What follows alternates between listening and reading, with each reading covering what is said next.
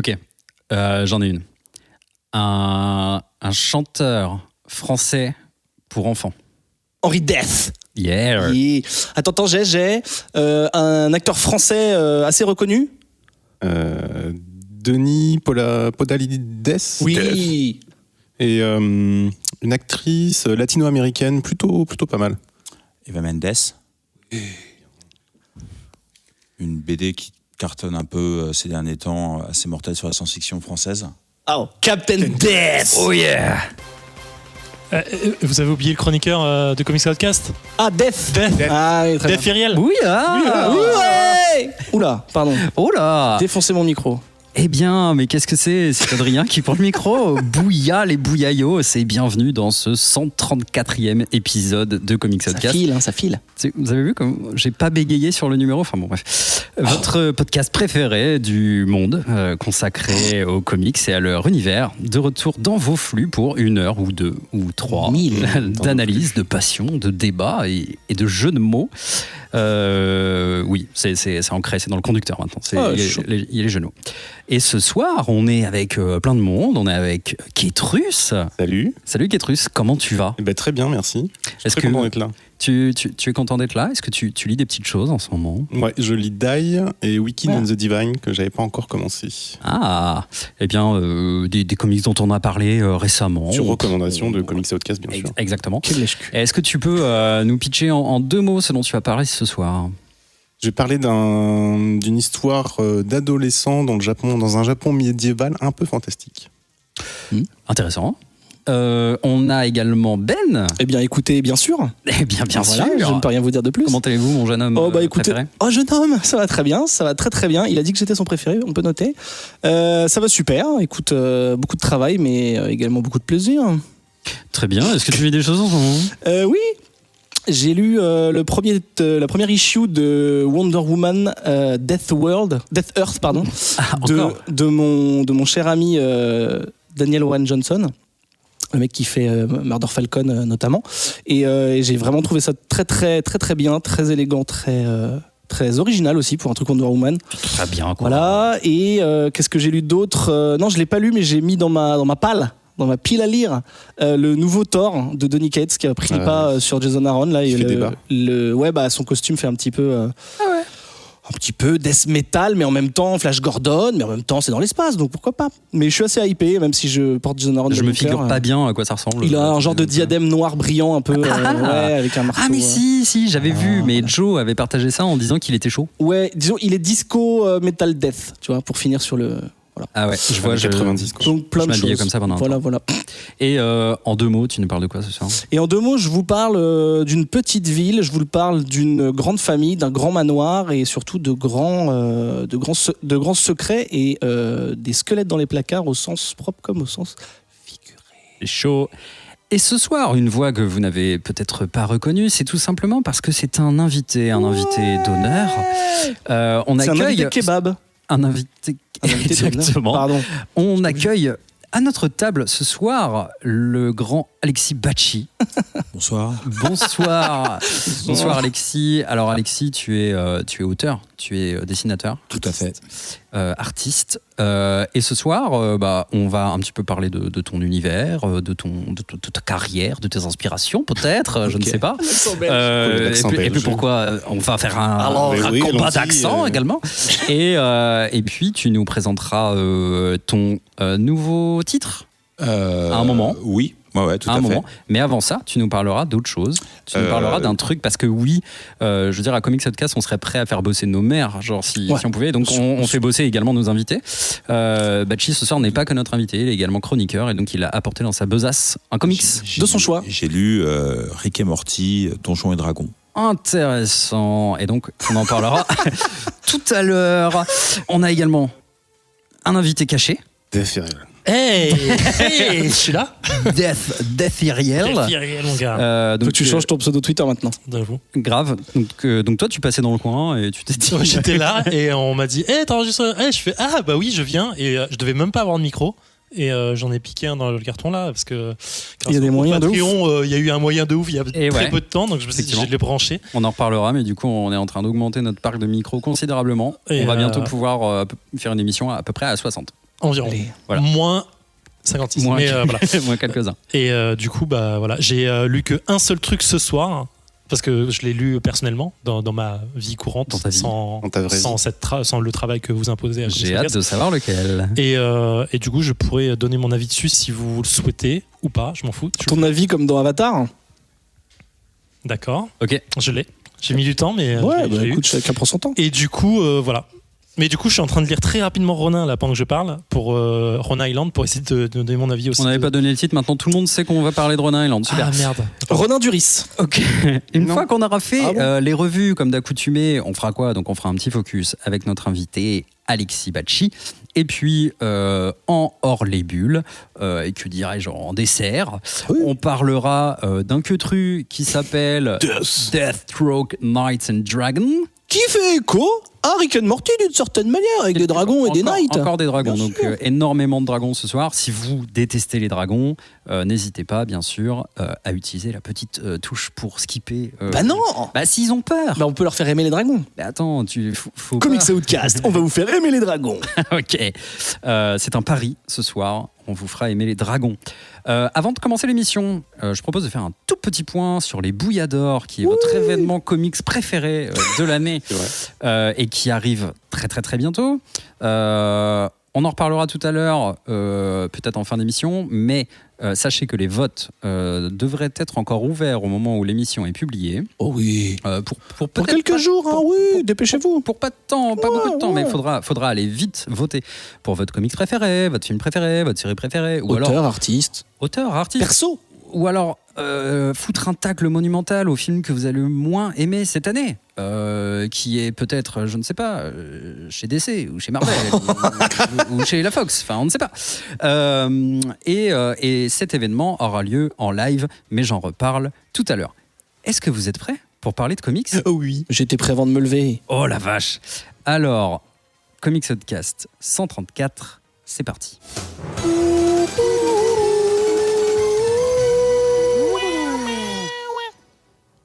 Ça fait longtemps que j'avais pas eu de casque pendant qu'on enregistrait, du coup j'ai les sons en même temps, c'est trop bizarre. Mmh. Voilà. C'est pas mal, non? Ouais, c'est plutôt agréable. C'est plutôt Comics Outcast. Allez. Pour J'ai ceux... décidé de faire des interventions monomo. Monomo. Pour ceux... C'est un petit singe, ça, non? Ouais. Oh oui. J'aime bien. Alors, pour ceux qui découvriraient le podcast aujourd'hui, alors bon, bah déjà, bienvenue, installez-vous. Confortablement. Voilà, on va commencer comme à notre habitude par les reviews. Les reviews, c'est quoi? Ce sont nos chroniqueurs qui sélectionnent chacun un comics dont on a lu les premiers chapitres et dont on va discuter ici, tranquillement, à la cool, pour vous donner peut-être envie de lire la suite ou pas. On verra. Le premier comics de ce soir, il est présenté par Ketrus. C'est le tome 1 de Ronin Island qui sort à la fin du mois, figurez-vous, Le aux 24. éditions Kinaï. Greg Pak au scénario et, alors attention, Ginanis Milonogianis. C'est génial. Il a Au son dessin. prénom Ouais. dans son nom. C'est un peu comme si je m'appelais Adrien Larousse Adrien. Vachement bien. Voilà. Ou Ben Renaud Ben, ça marche bien. Ben Renaud, je préférerais. Ah, ouais, Ben c'est- C'est mon nom de famille qui commence par Ben aussi. Ça, on peut pas, il faut être au milieu. Non, tu peux pas. Très bien. c'est possible. C'est de la VF Kinaï pour les gens qui ne connaissent pas cet Alors, éditeur c'est de la parmi. VF, ça sort directement en VF et Ketrus, c'est à toi de nous en parler ce Oui. soir. Et c'était sorti originalement chez Boom Studio. Ah, les meilleurs En gars. PO. Chez Boom. Exactement. Donc on va retrouver deux adolescents sur une petite île à côté de l'archipel de l'île de Kyushu, qui est une des plus grandes, une des 4 îles principales du Japon. Et Est-ce qu'un archipel, c'est comme genre une pelle, mais super grosse? ouais, et c'est exactement ça. Oui, parce C'est que pour ça sinon, si on c'est- appelle ça comme à ça. Riverdale. Parce que sinon, c'est un archipel par contre en français. Pelle à Riverdale. Pardon? Archipel, oui. Bah, Très bon. Titre de l'épisode. Allez, hop, ça c'est fait. Archipel, très bien. Donc on retrouve nos deux adolescents. D'un côté, on a Inuki qui est plutôt décrit plutôt comme un gosse de riche, même si son papa est mort, parce que c'était un ancien daimyo, donc un seigneur sous les ordres d'un shogun dans le Japon médiéval. Et on a Anna qui, elle, est plutôt avec des habits un peu rapiécés, un peu sales et tout ça. Mais ils ont un point commun, c'est qu'ils sont tous les deux sous l'apprentissage de Maître Ito, qui leur apprend le bushido, comment se battre, etc. Et le récit commence par une épreuve qui qu'ils doivent passer tous les deux pour déterminer qui sera le meilleur guerrier de l'île, en tout cas qui sera le meilleur jeune guerrier. C'est un peu un rite de passage à l'âge adulte. Et on voit déjà qu'ils sont un peu opposés. Anna, qui a un caractère assez tranché, assez fort, ne supporte pas de devoir se battre contre ce petit gosse de riche avec sa belle armure de samouraï. Et elle fait tout, même un peu tricher, pour essayer de le battre. Mais ils arrivent tous les deux en même temps à la cloche finale, après une course effrénée en bateau, etc. Et donc ils sont tout contents, ils leur dit qu'ils sont égalité et que c'est très bien, car la devise de l'île, c'est l'union fait la force. Pourquoi l'union fait la force ? Parce que cette île, en fait, c'est une île de réfugiés. Une île de réfugiés où tu vas trouver des Japonais, des Thaïlandais, des Coréens. Et réfugiés de quoi ? Eh bien, réfugiés d'une grande menace qui s'appelle le Grand Vent, qui a eu lieu 30 ans avant, et qui a poussé en fait tous ces habitants, qui ont décimé plein de gens, et qui ont poussé tous ces habitants à se réfugier sur cette île. Et au moment où on leur dit c'est très bien que vous soyez égalité parce que notre devise c'est donc l'union fait la force, arrive via la mer un grand bateau avec les sigils, les armoiries du shogun, qui normalement est mort depuis 30 ans. Donc ça les interloque. C'est pas français ça.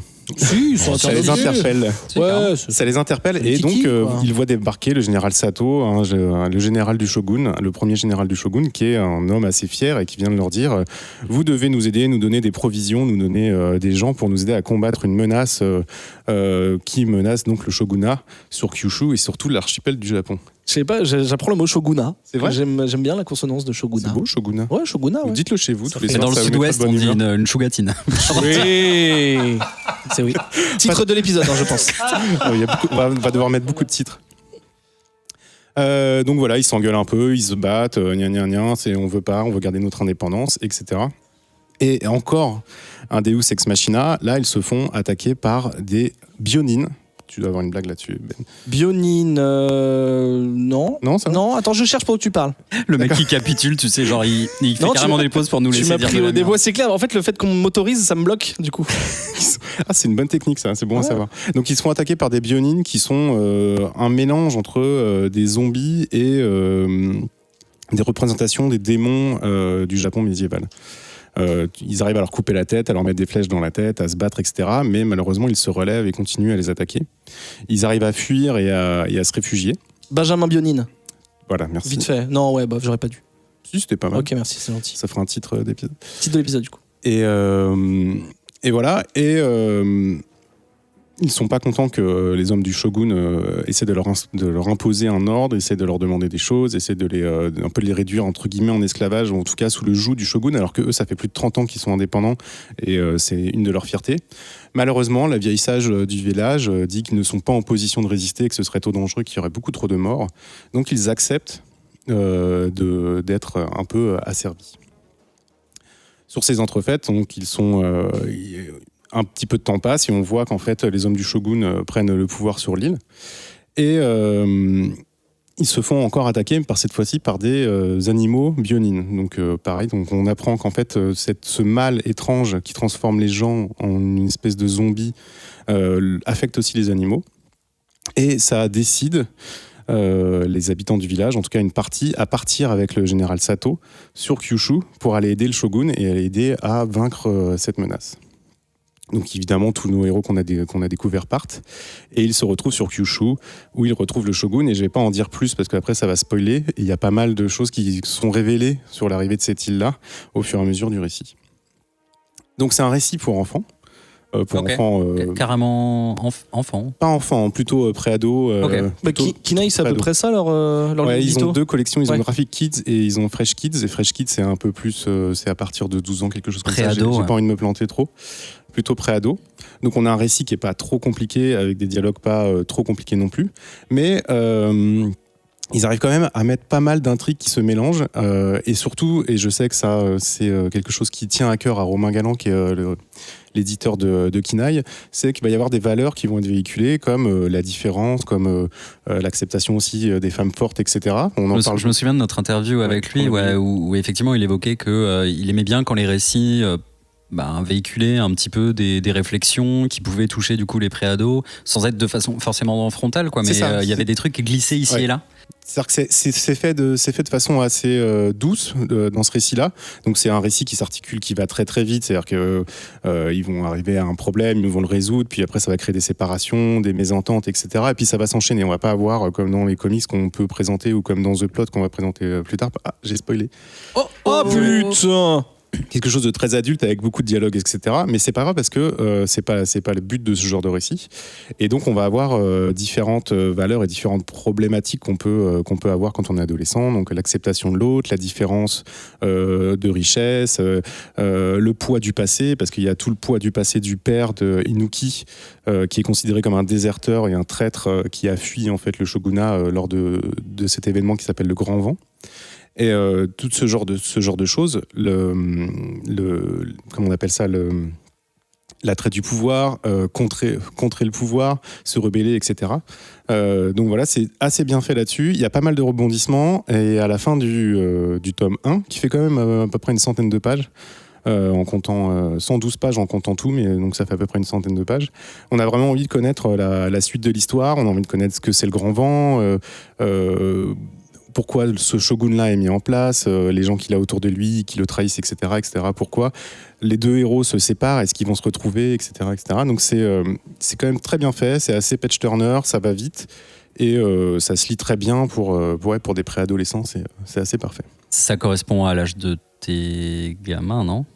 Ouais, c'est ça. Ouais. T'as essayé de leur faire lire ? J'ai pas eu le temps encore de leur faire lire celui-là. Faudra faire un petit follow-up, voir si ça... En tout cas, toi... Tu es conquis.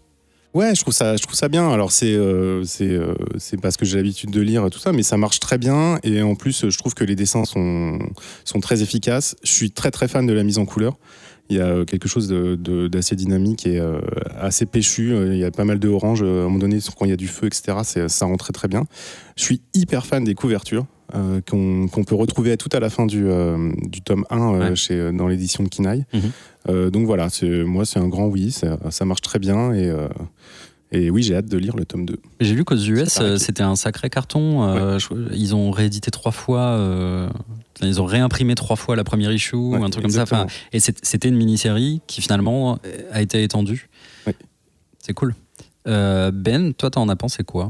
C'est intéressant d'avoir l'avis de Kétrus parce que c'est vrai que j'ai pas forcément le prisme des jeunes lecteurs. Ouais, de la cible. Après, je vais pas prendre ça comme... Enfin, je pense pas que ce soit la meilleure chose de prendre ça comme prisme dans le sens où dire... Tu vois, c'est pas que ça m'a pas plu, c'est que j'ai trouvé ça un petit peu moyen et j'ai pas envie de dire ah bah oui c'est normal, c'est parce que c'est pour les jeunes. J'ai vraiment pas du tout envie de dire ça parce que je trouve que c'est vraiment un raccourci dangereux et c'est bête quoi, faut pas faire ça. Et c'est justement en sachant que c'est pour les jeunes. Alors tout ce qui est tout le message dont il a parlé, les valeurs et tout ça, je trouve ça très bien et ça j'ai rien à dire là-dessus.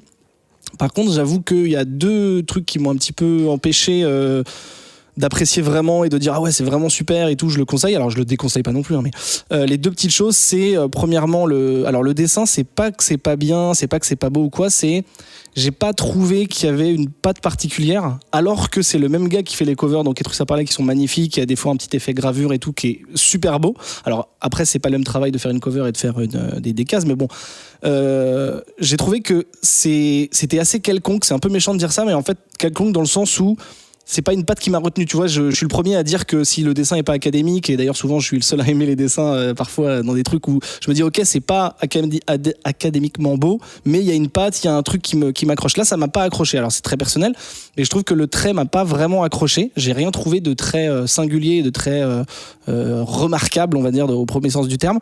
Donc il y a ça déjà et je trouve que c'est assez important. Et l'autre deuxième truc, et c'est vraiment mon gros point noir, c'est que j'ai pas réussi à m'attacher aux personnages, notamment les 2 jeunes héros. Enfin, le jeune héros et la jeune héroïne. Et je trouve que dans une histoire où justement ça repose sur eux et où justement ça parle de valeurs et tout ça, le fait que moi j'ai pas réussi à m'attacher, peut-être que d'autres lecteurs et lectrices y arriveront, mais le fait que j'ai pas réussi à m'attacher, je me fichais pas, c'est pas que je me fichais de ce qui leur arrive, mais du coup j'étais pas trop dans l'émotion à me dire oh non merde, enfin tu vois, j'avais pas spécialement, j'avais pas spécialement envie de les suivre. Alors évidemment il y a des trucs horribles qui se passent et tout, mais en fait j'ai pas réussi à m'attacher assez à eux. Et je pense que pour revenir à mon premier point, ça se joue aussi sur le graphisme parce que ils ont rien de remarquable. Enfin, tu vois, à un moment, j'ai comparé surtout sur les animaux et l'espèce de les bionines, c'est ça ? Ouais. à Princess Mononoke, bon alors pardon je prends complètement autre chose, mais où t'as des formes de zombies, des gens un peu, tu sais, une corruption et tout avec la nature et tout, que ça fonctionne comme ça. Sans même parler du trait en lui-même, il y avait une patte qui faisait que, ok, je connais les archétypes, parce qu'il y a beaucoup d'archétypes dans cette BD, je connais les archétypes graphiquement, j'ai envie de suivre telle personne, j'ai envie de détester telle personne, etc. Et là, j'ai trouvé que c'était un peu moyen dans le sens où, au niveau émotion, je me suis pas spécialement impliqué et je suis déçu du coup par moi. Je suis déçu de moi-même, je me perçais beaucoup. Voilà, j'ai pas passé un mauvais moment, c'était pas chiant à lire ou quoi, c'est assez intéressant, mais ça m'a pas transcendé. Après, c'est très beau, effectivement, la mise en couleur est cool et comme m'a dit Ketrus, les couvertures et les, je sais pas quel nom ça peut avoir, les interstices, enfin les trucs qu'il y a entre les intercalaires, les respirations sont magnifiques. Il y a des trucs super beaux. Donc je sais pas. Ouais, un petit peu déçu, mais bon, après, si Ketrus le conseille, je dis go, je le suis. Mi-figue, mi-raisin. Ouais, voilà. Mi-ronin même. Bachi, de quel côté tu te ranges ? Plutôt du côté de Ben. Allez. Néanmoins, je dois dire que c'est intéressant d'avoir l'avis de Ketrus parce qu'en fait, moi, je me demandais justement à quel public c'était destiné. Ouais. Dans le sens où moi, je me suis vraiment ennuyé. J'ai vraiment pas du tout accroché sur le dessin que j'ai trouvé assez léger, j'ai pas accroché sur la mise en couleur. Je suis assez d'accord sur les espèces d'intercalaires, donc les feuilles dans le graphisme et les illustrations à la fin sont vraiment très chiadées, très bien tombées, très inspirées, ça y a pas de problème. Après, en termes de dessin, j'ai trouvé ça un peu faible. Maintenant, je trouve que, c'est pas ce qui m'a le plus dérangé parce que on raconte un peu avec les moyens qu'on a. Moi, en tant qu'auteur, ça me fait même bizarre de critiquer ça, sachant que moi, je me suis déjà fait allumer sur un dessin faible ou sur un travail que je peux faire qui n'accroche pas. Donc, je prends toujours un peu des gants parce que je sais que c'est toujours un peu bizarre. Tu crois que pardon, je t'interromps, mais est-ce que tu crois que nous on critique ça, c'est pas notre métier, tu vois. Tu sais, peut-être est-ce que pour toi ça change déjà vous avez la démarche d'organiser un podcast, d'en parler et d'avoir cette espèce de critique constructive, etc. Moi, il y a une différence entre quand c'est ce que je disais à Ben, quand on est entre potes à l'atelier, de dire c'est trop de la merde, ça va assez vite. Quand tu sais ça que se fait. Mais disons que c'est pas pareil à partir du moment où tu t'enregistres, où t'es diffusé. Moi, pour avoir lu certaines critiques, je sais qu'il y a des trucs des fois qui m'ont pas fait plaisir. Donc, en tout cas, bon, là, ça parle pas de moi, ça parle donc de Ronin Island. J'ai pas trouvé ça terrible. Je me demande aussi si l'adaptation ne joue pas. Dans le sens où en fait, il y a des trucs qui sont plus ou moins bien adaptés. Donc, si ça se trouve, si je le lisais en anglais. Dans la trad, par exemple ? Je trouve les dialogues, ça manque vraiment de pertinence. Tu parles des personnages qui sont pas très attachants. C'est vrai que rendre des personnages attachants, des fois, ça tient à pas grand-chose. Après, c'est vrai que là, il y a pas. Je trouve que pendant la lecture, on cherche à sauver un peu le bébé, c'est-à-dire que le design n'est pas ouf, il y a pas ça enfonce un peu des portes ouvertes. Maintenant, effectivement, si ça parle à des gosses de 12 ans, je peux pas m'empêcher de me dire que moi, à 12 ans, je disais Daredevil de Mazzucchelli ou des choses comme ça. Donc, c'est difficile de se mettre dans la peau. Moi, j'ai pas d'enfant, de me mettre dans ce que peut être un public de 12 ans aujourd'hui. Oui, parce que c'est pas très radiophonique. Vous ne voyez pas Bachi, mais vous devinerez peut-être à sa voix qu'il n'a pas 12-13 ans. Et je n'ai pas 12-13 ans, exactement. Et donc voilà, donc moi, j'ai vraiment pas accroché. J'ai trouvé par contre qu'il y a des points positifs. J'ai trouvé déjà que je pense que c'est fait très sincèrement. C'est-à-dire que c'est jamais ricanant. Ça a du cœur, c'est vrai. Et ça, je trouve que c'est assez louable. J'ai même plus de considération pour quelqu'un peut-être qui a un dessin un peu médiocre ou quoi, mais qui va raconter un truc. Il a envie de le faire de façon hyper premier degré en croyant à son truc. Je trouve ça plus louable que des gens qui des fois sont bons mais qui sont un peu dans une posture, etc. Ça que ça soit en comics, en manga ou quoi, ça me fait assez vite chier. Et en termes de qualité graphique, même si c'est très inégal et que je trouve qu'il y a des posings où vraiment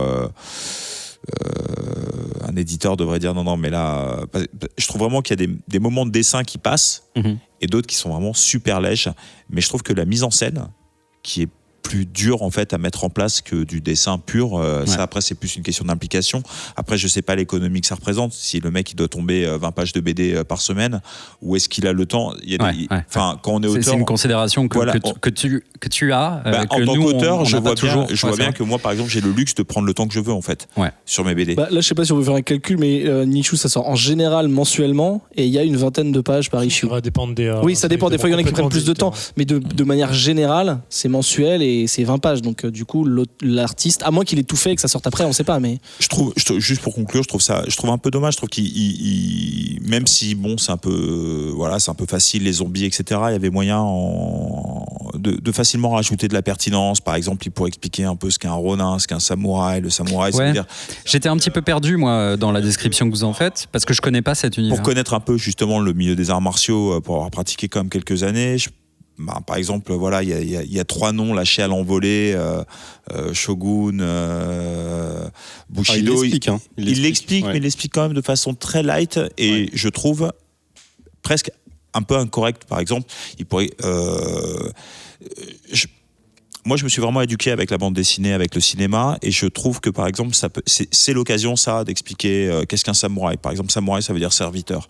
C'est une caste supérieure, parce qu'en fait, ils sont prêts à sacrifier leur vie pour le shogun. À partir du moment où ils n'ont plus de shogun, soit parce qu'ils ont fauté, ils se retrouvent ronin. C'est des choses qui sont pas tellement, je trouve, bien expliquées. Je trouve que c'est quand même, tu sais quand même évoqué, même si c'est pas forcément dit explicitement. C'est évoqué, mais si c'est pour un lectorat de 12 ans, c'est peut-être bien un peu trop subtil. Est-ce que c'est pas expliqué dans les tomes d'après avec le père du gamin? Ça peut être expliqué après.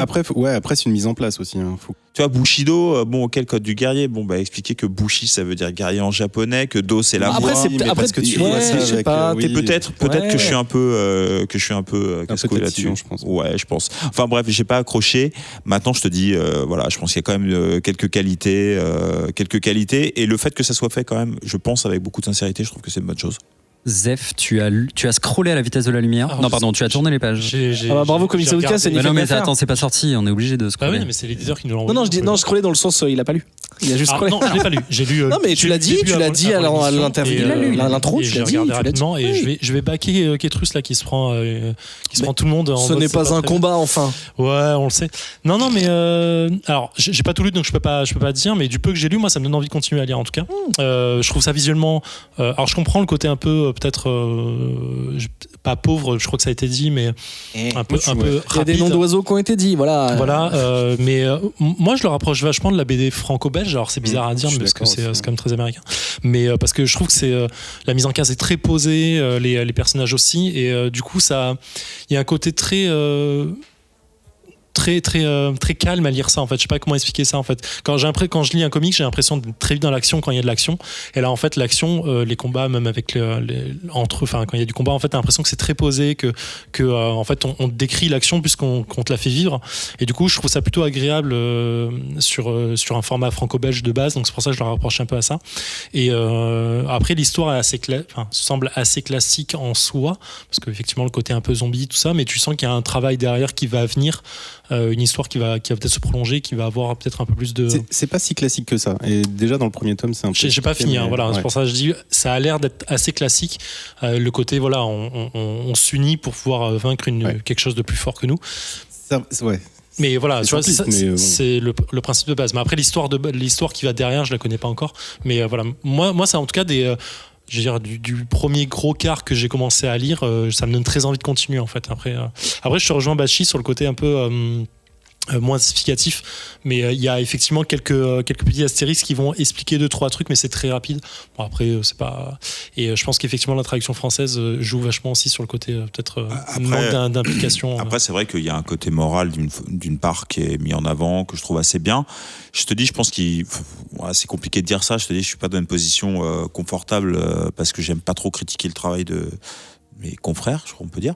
Ouais. Mais ouais, je pense que il y a un côté dommage parce que ça passe à côté de quelque chose, et je pense que il manquait peu de choses pour vraiment que ça se potentialise. Voilà. Mais je suis assez d'accord avec Adrien, ça serait cool d'avoir le bac de tes enfants Ketrus. De la cible. Ou même si vous, auditeurs et auditrices qui nous écoutez, si vous avez des enfants, des cousins, des petits-nièces, des petits-nièces, voilà. Ça se dit.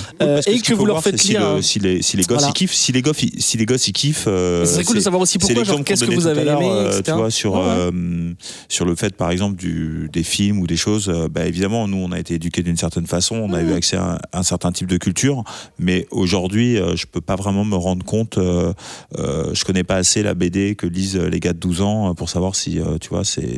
non, mais c'est intéressant, ce serait intéressant d'avoir leur bac. Tu nous diras ? Ouais, je vous dirai, carrément. Ronin Island, donc édité chez Kinaï à la fin du mois. On vous filera les petits liens qui vont bien. Le deuxième comics ce soir, c'est Ben qui s'y colle. C'est un comics écrit, si je ne m'abuse, par Tim Daniel et Michael Morecci. Au dessin, on a Joshua Hickson. Oui. Ça a commencé en septembre chez Volt Comics et c'est The Plow qui parle donc du player VLC. Ah, pas mal. The Plow. Les plots. Yes, The The Plot. Plot. Vous êtes The méchant Plot. d'écorcher ce titre. Non, Très bien. The Plot. Voilà, Ben, voilà. c'est à toi. C'est à toi. J'ai choisi cette BD car Josh Hickson a fait Shanghai Red que j'ai feuilleté plusieurs fois mais qui est toujours dans ma pile à lire, que je n'ai toujours pas lu mais j'aime beaucoup son trait. Je connaissais pas les auteurs, ils ont bossé ensemble sur plein de trucs, dont Burning Field chez Boom, dont on a parlé juste avant. Enfin voilà, ils ont fait plein de choses que je ne connais pas mais que je vais m'empresser de lire car c'est un petit coup de cœur, je spoil, voilà, j'ai beaucoup aimé The Plot. On les dit jamais assez, c'est les coloristes Jordan Boyd, et tu l'as dit, c'est chez Volt, dans un label qui s'appelle Nightfall, qui a été créé à Halloween dernier avec ce premier titre The Plot qui ouvre le bal, et donc c'est un label qui a pour but de regrouper des histoires un peu horrifiques, mais pas que, Ils font peur. qui est chair de poule, et donc c'est sorti en septembre effectivement, et le 4 est sorti aujourd'hui à l'heure où on enregistre, et c'est une mini-série en 8. Alors, Oui, Pyramide. oui, très bien. Donc, qu'est-ce que ça raconte ? Ça commence par un adage qui est sur la couverture, sur la première de couve, et qui, je crois, est Raphaël. Raphaël Nadège, bien sûr. Ah merde, on ne connaît pas de Nadège, sinon on pouvait faire. Mais je connais pas de Nadège, tiens, c'est fou. On connaît pas. Si vous appelez Nadège, Je bonjour. m'appelle Nadège. Voilà. Un nouvel objectif de vie. Big up à vous. Trouvé. Avec donc. Ils sont plus l'hiver, non ? Et c'est également la première case de la première page qui dit, je traduis en français, pour recevoir il faut d'abord donner. Et ça va être un petit peu le leitmotiv de cette BD qui raconte, on est dans les années 70, en 1974 plus précisément, dans une petite ville du Maine aux États-Unis qui s'appelle Cape Augusta, ou le cap de Loot, hein, voilà. Et on va suivre la vie de la famille Blaine, avec d'abord un frère qui s'appelle Chase et qui arrive dans ce manoir qui a l'air abandonné mais qui est en tout cas plongé dans le noir, complètement bourré avec un pack de 6 à la main, et qui gueule un peu partout en cherchant son frère, et qui va se bourrer la gueule à cet endroit-là. Au même moment, ou en tout cas dans la même zone temporelle, à San Francisco, il y a son frère qui s'appelle Charles, qui lui est tout l'inverse. C'est un homme d'affaires accompli, il a même une moustache assez bien taillée, qui a monté une entreprise qui s'appelle Sortvend, impossible à prononcer, Pharmaceutical, donc qui est une entreprise de pharmaceutique, et il est à une espèce de soirée de charité, mais qui est aussi son 40e anniversaire qu'il fête avec tous ses investisseurs et ses donateurs, en disant qu'il a monté cette boîte en l'honneur, enfin que son père même d'ailleurs a monté cette boîte parce qu'il voulait prendre soin des autres et il voulait donner avant de recevoir. Donc on reprend déjà cet adage. Raphaël, c'est ça, ouais, ça va ici ça. Et on va se rendre compte en fait que cette famille a un problème, c'est-à-dire que le père de Charles et de Chase était malade de la tête, il avait une maladie mentale, on ne sait pas tout de suite laquelle, mais son père aussi, et son père avant lui, et son grand-père, etc. Donc on voit que c'est une famille qui remonte à très loin, aussi vieux que le manoir possiblement où va avoir lieu cette histoire, et c'est une famille un petit peu maudite, déjà par la maladie mentale, mais aussi par les fantômes qui les chassent et les vieux secrets de la tombe. Et donc ce qui va se passer, alors je suis obligé de spoiler ça parce que c'est vraiment le tout début de l'histoire, il va arriver des misères à Charles et à sa femme, je ne dis pas quoi, je vous laisse la surprise, ce qui fait que leurs 2 enfants orphelins, qui s'appellent Zach, qui lui a décidé de ne plus parler depuis l'enterrement, enfin il chuchote des trucs au chien mais on voit qu'il se referme sur lui-même, et Mackenzie qui elle est dans l'adolescence un peu rebelle et un petit peu difficile où elle envoie tout bouler, et ben ces 2 enfants ils vont être à la charge du coup de Chase, le jeune frère, enfin jeune, il est plus jeune que son frère, mais c'est un entrepreneur en démolition. Et il va avoir la lourde tâche de les prendre sous son aile. Et son idée, c'est de les ramener au manoir, justement, qui donc ne servait plus pour essayer de les soutenir dans cette épreuve et de les élever, quoi. Et ce qui va se passer, c'est dans ce manoir, c'est que, je l'ai dit tout à l'heure, un petit peu au sens propre comme au sens figuré, les squelettes vont sortir du placard. On va avoir tous les personnages à un moment ou un autre qui vont se retrouver confrontés, on va dire. Je ne saurais pas trop les qualifier, je ne sais pas comment vous êtes dit ça, mais on est entre le zombie, le fantôme, le cadavre qui sort du marais, la conscience un petit peu perdue et torturée d'un ancêtre ou même du passé du même personnage. Ben voilà, un genre une malédiction un peu qui est,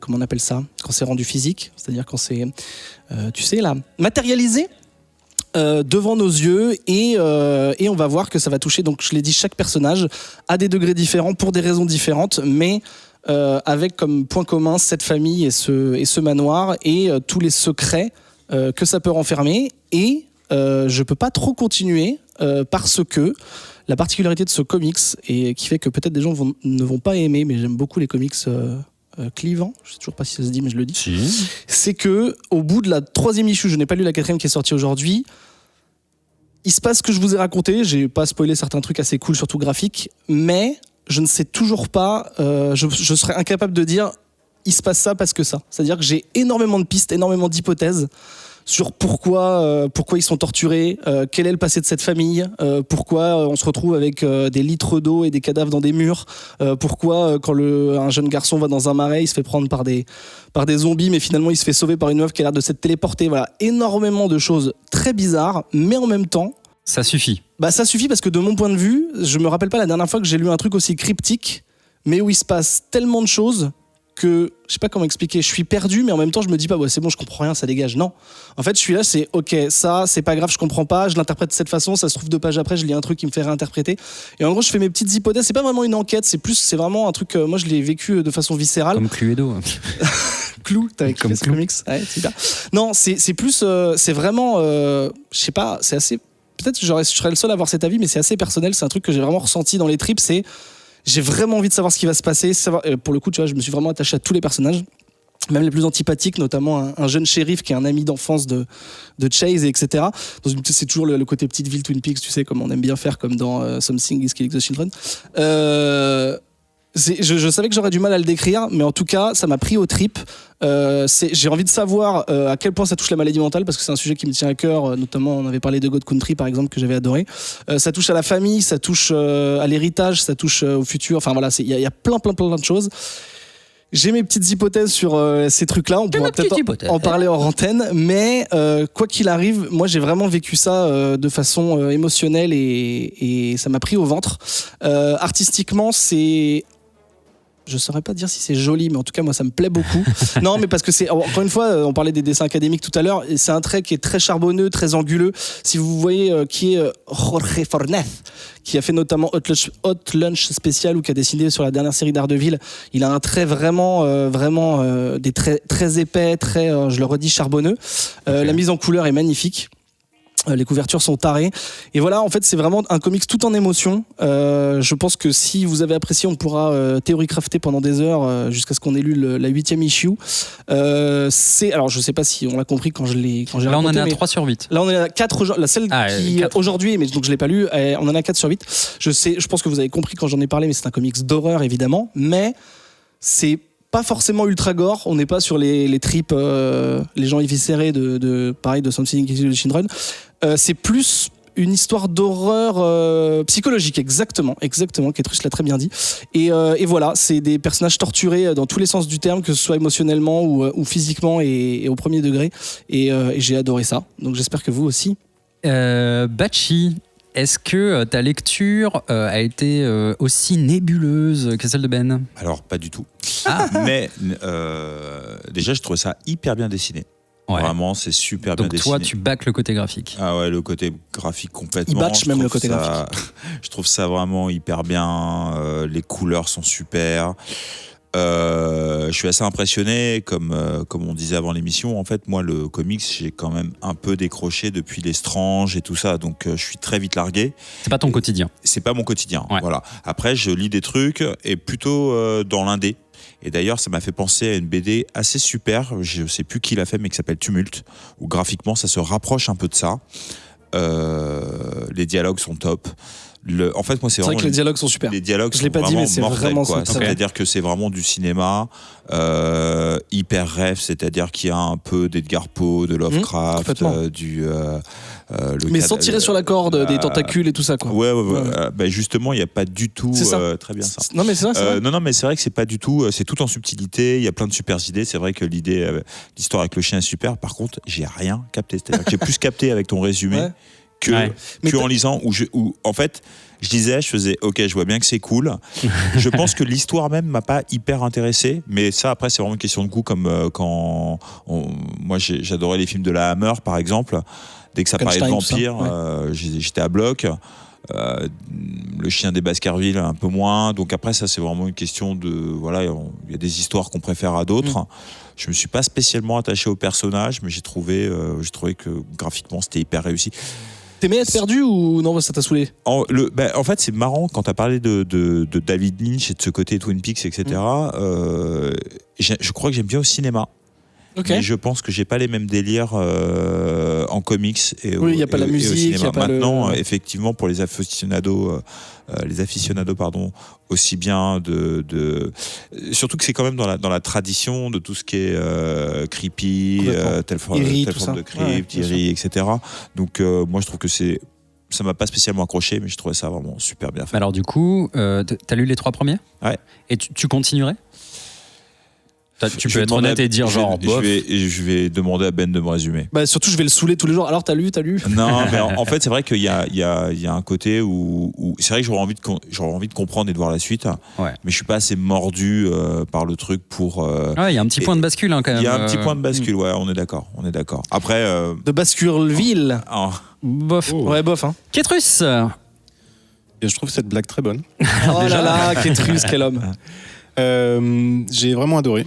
J'ai trouvé ça génial, vraiment. Le mec il coche des cases dans un tableau. Il coche des cases. On devrait le faire. Hein. Ça fait 134 émissions que je coche des cases.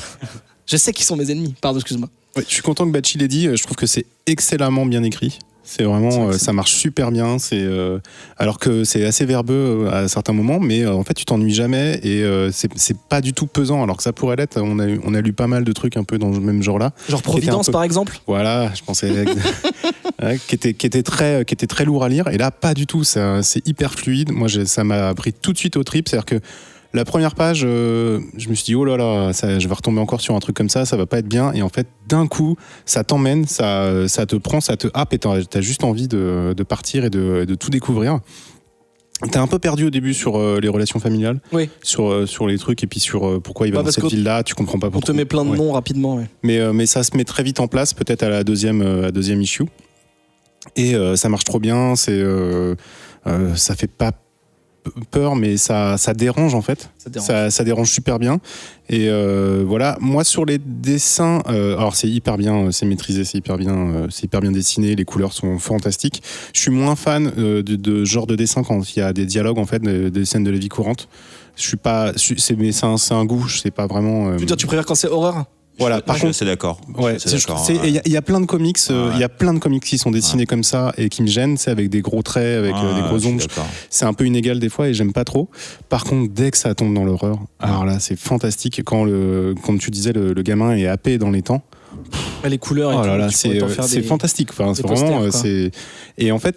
C'est marrant parce que je trouve que tu as un peu ce côté montagne russe dans ce comics, mais qui est très bien rythmé. C'est-à-dire que tu as des moments de relâchement où il va y avoir des scènes de la vie quotidienne où les gens expliquent des choses, mais très naturellement. Et ça, c'est vraiment un talent d'écriture comme tu peux retrouver chez Jeff Lemire, ce genre de choses. Et tu vois, les relations familiales, etc., les relations qu'il y a dans une petite ville, ça c'est super bien maîtrisé. Et hop, d'un seul coup, on te happe dans le surnaturel, un peu comme dans une série. Et moi, j'aimerais bien d'ailleurs que ce soit adapté en série, ce genre de truc. Donc voilà, c'est un grand oui.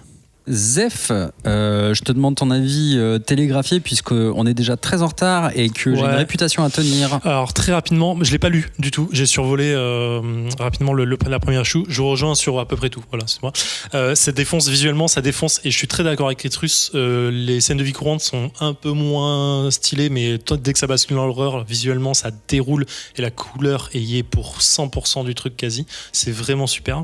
Je serais pas chaud de continuer l'histoire parce que je pense que c'est trop verbeux pour moi et ça mène pas à grand chose, mais apparemment, comme je sais pas tout lu non plus, je peux pas le dire, mais je le dis quand même.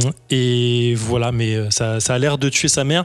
Lovecraft, c'est pas que des tentacules, je voulais rectifier ça. Merci. Non, mais justement, c'est exactement ce que je disais, parce que je disais, en général, quand les gens font Lovecraft, ils veulent absolument mettre des tentacules et et on confond les tentacules et les bras des pieuvres en général, mais parce que c'est pas. Voilà, j'ai lu des plus un truc pour finir, juste 2 trucs. Allez, 3, non, j'ai quand même 2.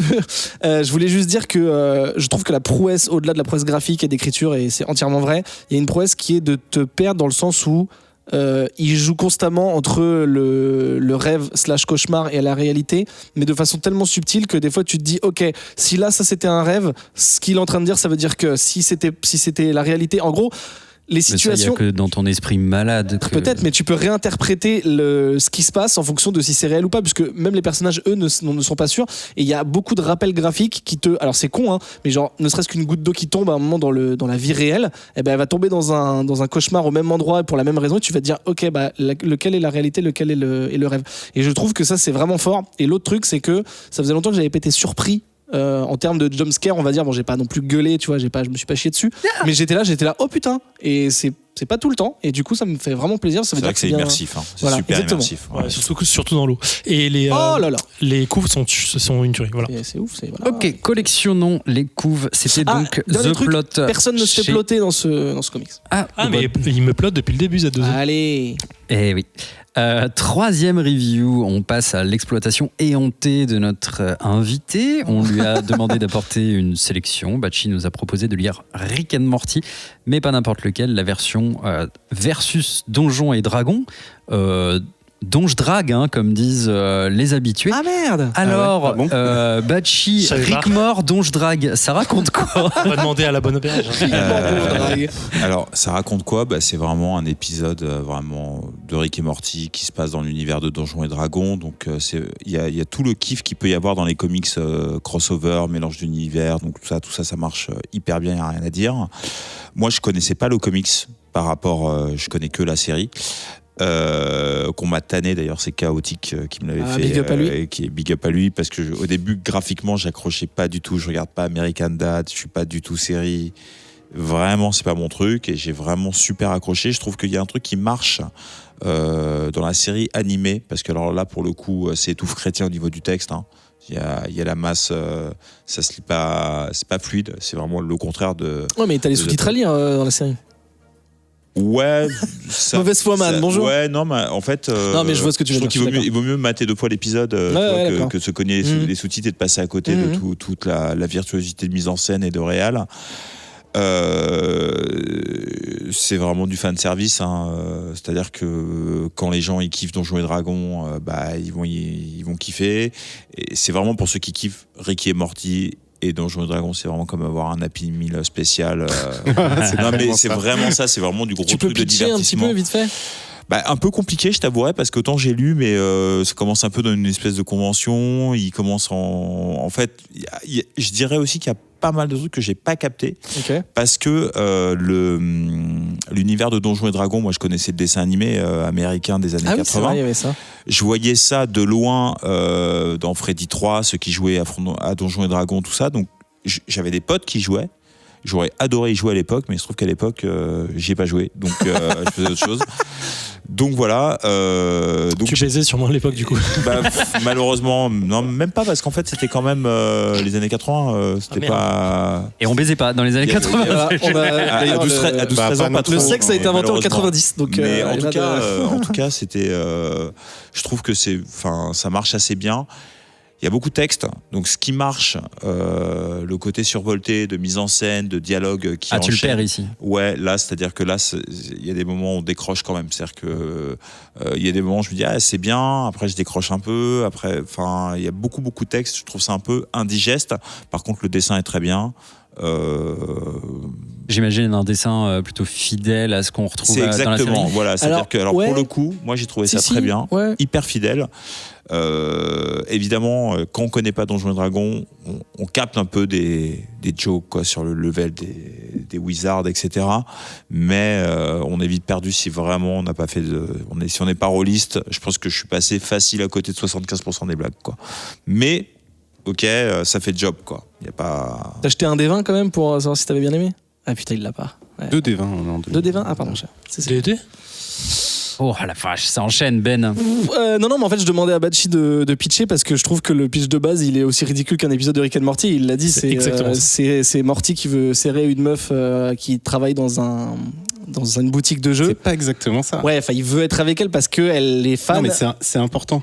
Pourquoi? Bah, il veut faire une partie avec elle. Parce que à notre époque, quand on jouait à Donjons et Dragons, ouais. C'était la honte.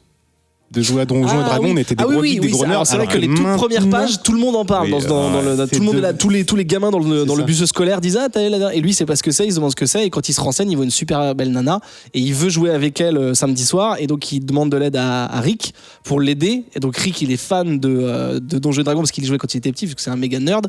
Et au final, il va évidemment créer un univers et aller dans un monde parallèle où c'est vraiment Donjons et Dragons. Je me demandais si ça avait un rapport à un épisode de la dernière saison en cours. Je suis pas jour. Qui pour le coup, fait une référence assez directe à Donjons et Dragons. Je me suis demandé si c'était un crossover, mais visiblement pas du tout. Non, pas du tout. Et donc, non, si tu me demandais mon avis, quand tu vous parlais des dessins. Alors, non, je sais pas. En fait, j'ai dodeliné de la tête parce que, à la fois, oui, c'est le même trait que le dessin animé, mais. Mais pour toi, c'est une faiblesse. Alors le trait même du dessin animé, je trouve qu'il fonctionne en animé justement, mais en statique, je le trouve un peu léger. J'ai de plus en plus de mal avec les traits très fins. Je trouve que ça fait bâcler alors que c'est pas forcément le cas.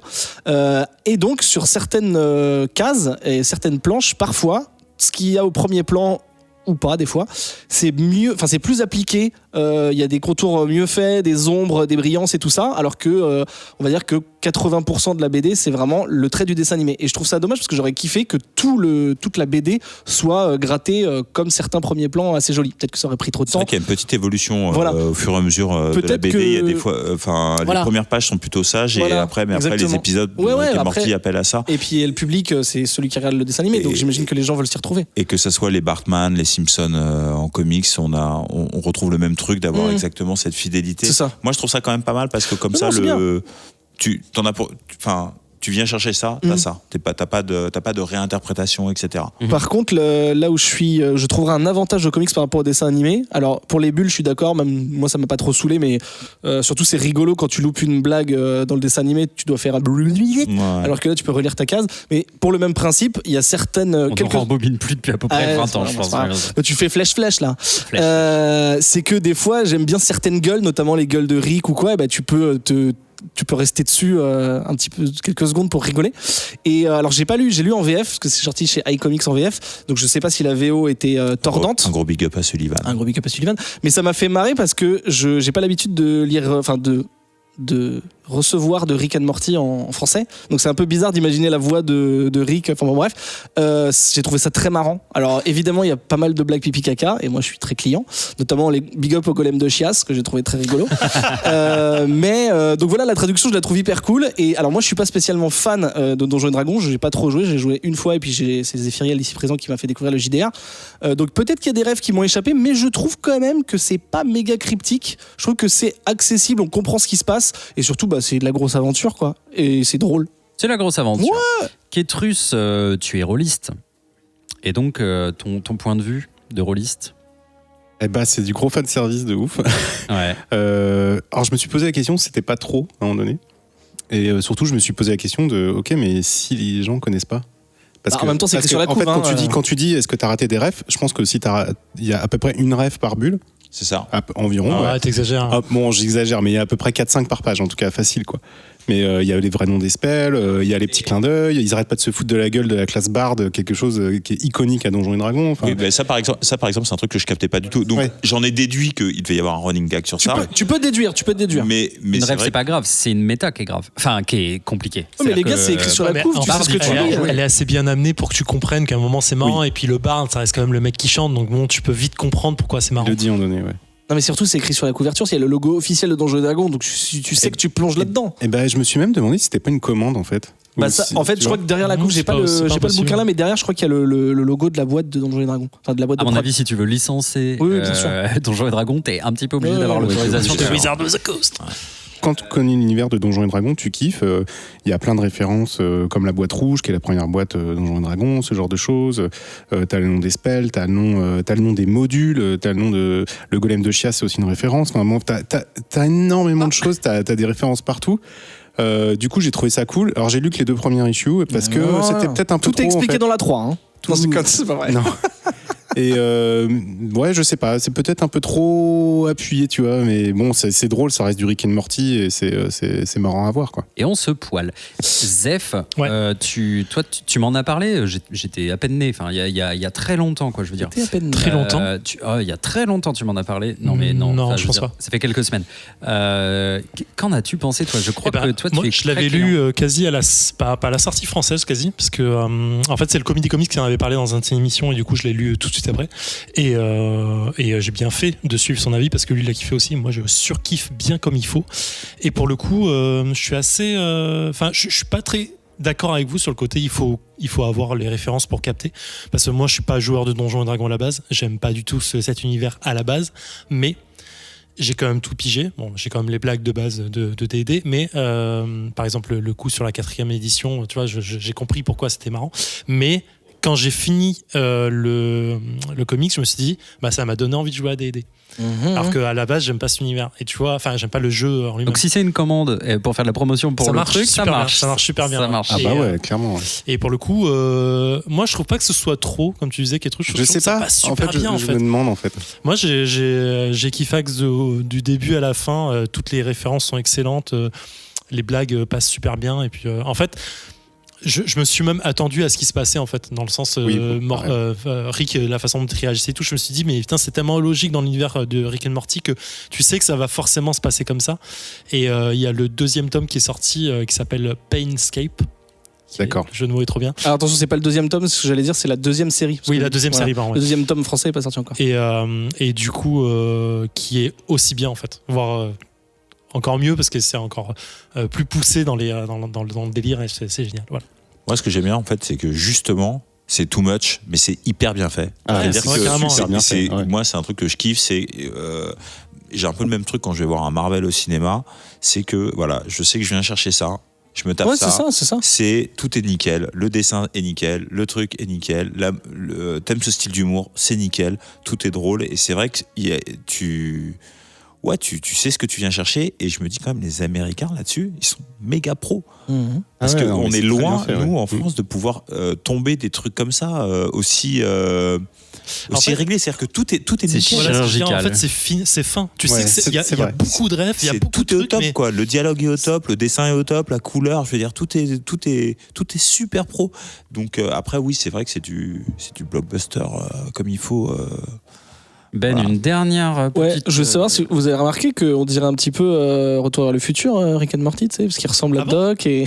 Allez, c'est bon, on peut passer à la suite. ah ouais.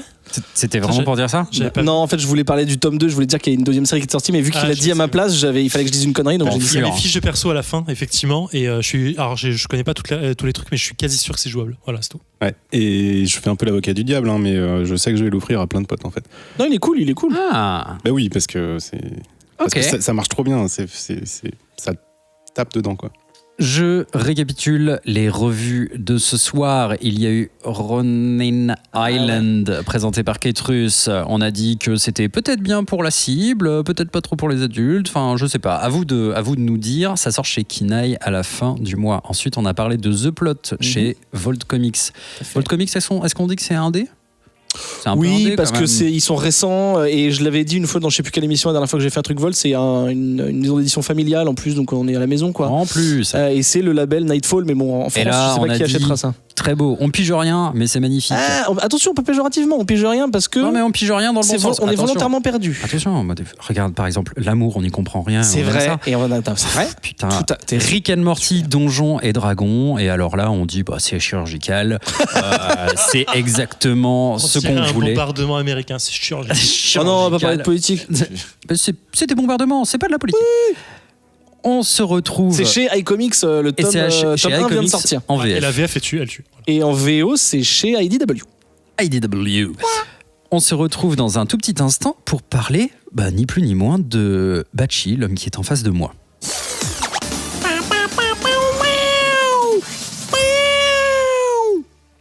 Mais avant de parler Abachi, Mais avant de rappelez-vous partir. qu'on est dans la 134.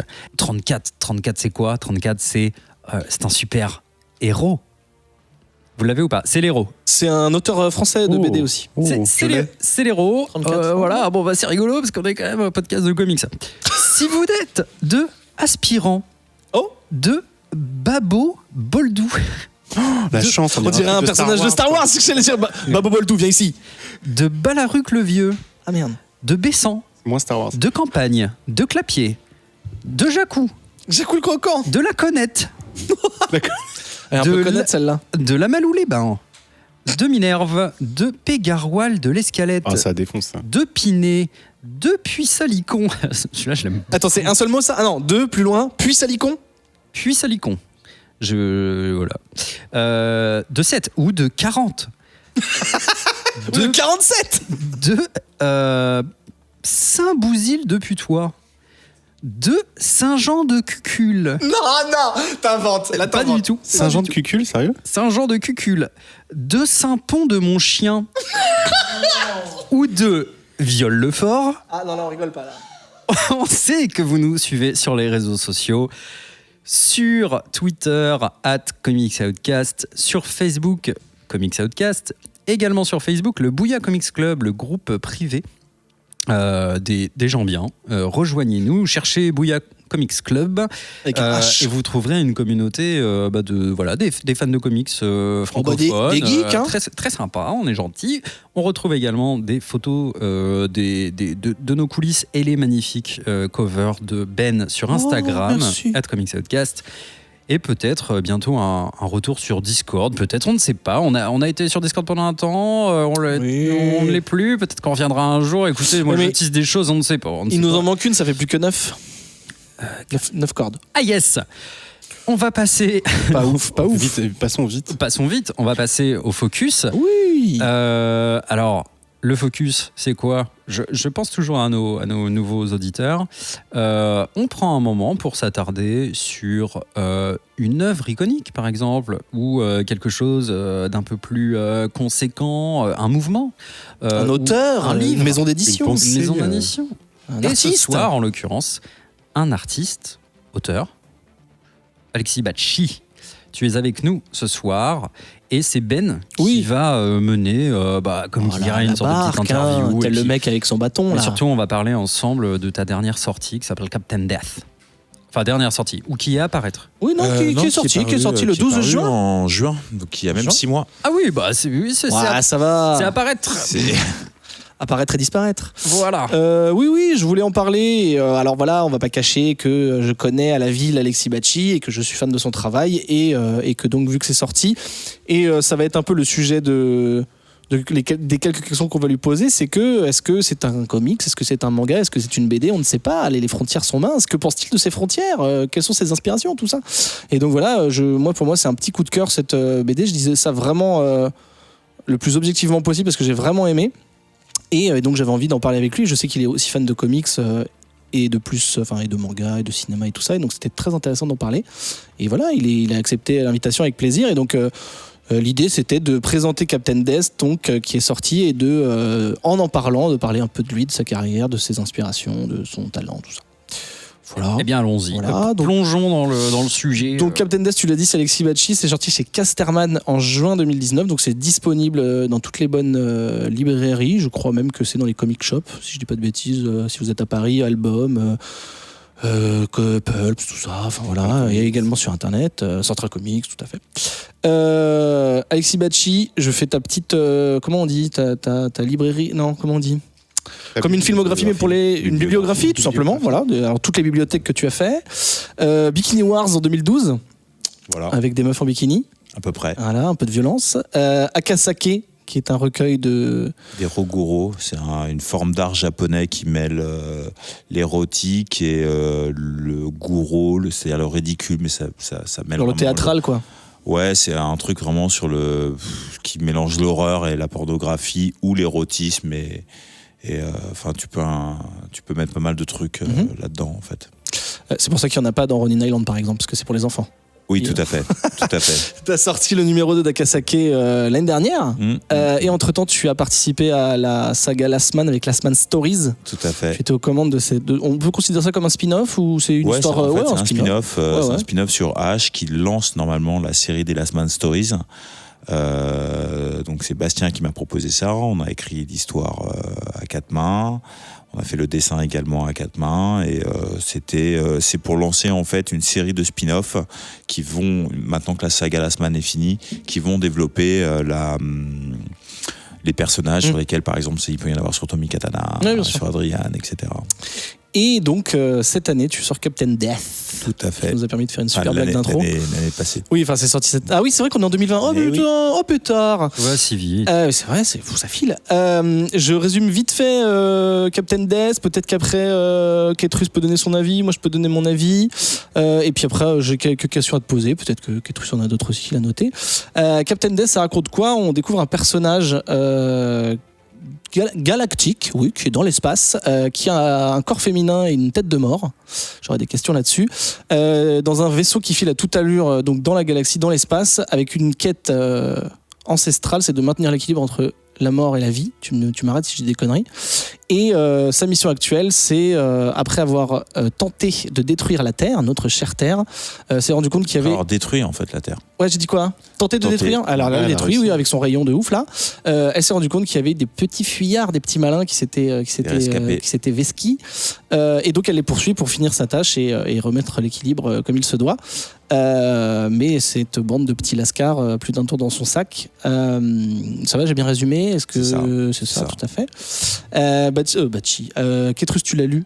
Oui. Qu'est-ce que tu peux en dire en toute... De toute façon, si tu dis de la merde, il te défonce. Ouais, donc, c'est ça. Tu peux pas vraiment dire que c'est nul. Attention.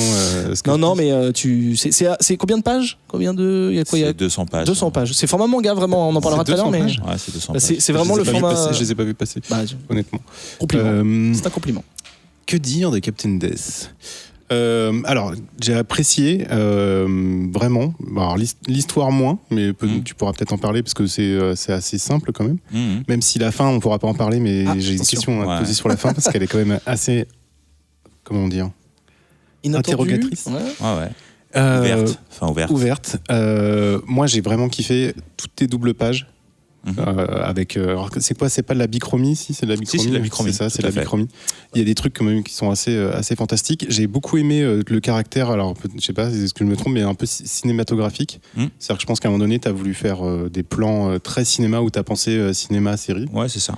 Et ça c'est mortel parce que je pourrais pas en citer là, je me rappelle plus exactement, mais genre dans la poursuite quand ils se font attaquer par les les hommes corbeaux, là, enfin l'espèce des hommes oiseaux. Les hommes lézards. Les hommes lézards. Qui sont une référence à quelque chose aussi. Ah bah non, ça peut pas être Star Wars, il aime pas trop, je crois. Non, en fait, ça serait plutôt V, mais en fait, c'est plutôt pour le coup, il y a ça dans certains personnages de Donjons et Dragons, cette espèce de lézard avec les kobolds un peu. Les kobolds un peu. Voilà, j'ai vu ça dans des illustrations de Corben. J'ai vu ça dans... je sais pas, ça m'a fait moi, c'est un mix entre des Jawa et... voilà, c'est un mix, en fait, c'est exactement ça. Et Dark Crystal, quoi. Ah oui, c'est vrai, c'est vrai. C'est vrai, tiens. Et du coup, j'ai kiffé. En plus, le truc, tu dis 200 pages, franchement, quand j'ai fait il y a 200 pages, non, ça se lit super bien, c'est très fluide. Et il y a des idées graphiques qui m'ont vraiment beaucoup plu, quoi. Voilà. Après l'histoire, honnêtement, j'ai pas été pris plus que ça. Ouais, mais mais je pense que c'était pas forcément ton but.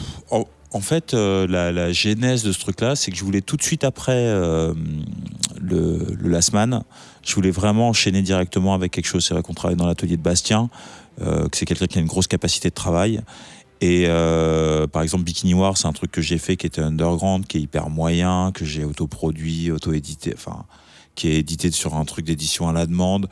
Là, j'avais vraiment envie, c'est bon, maintenant, j'avais quand même la fenêtre de tir d'être chez Casterman.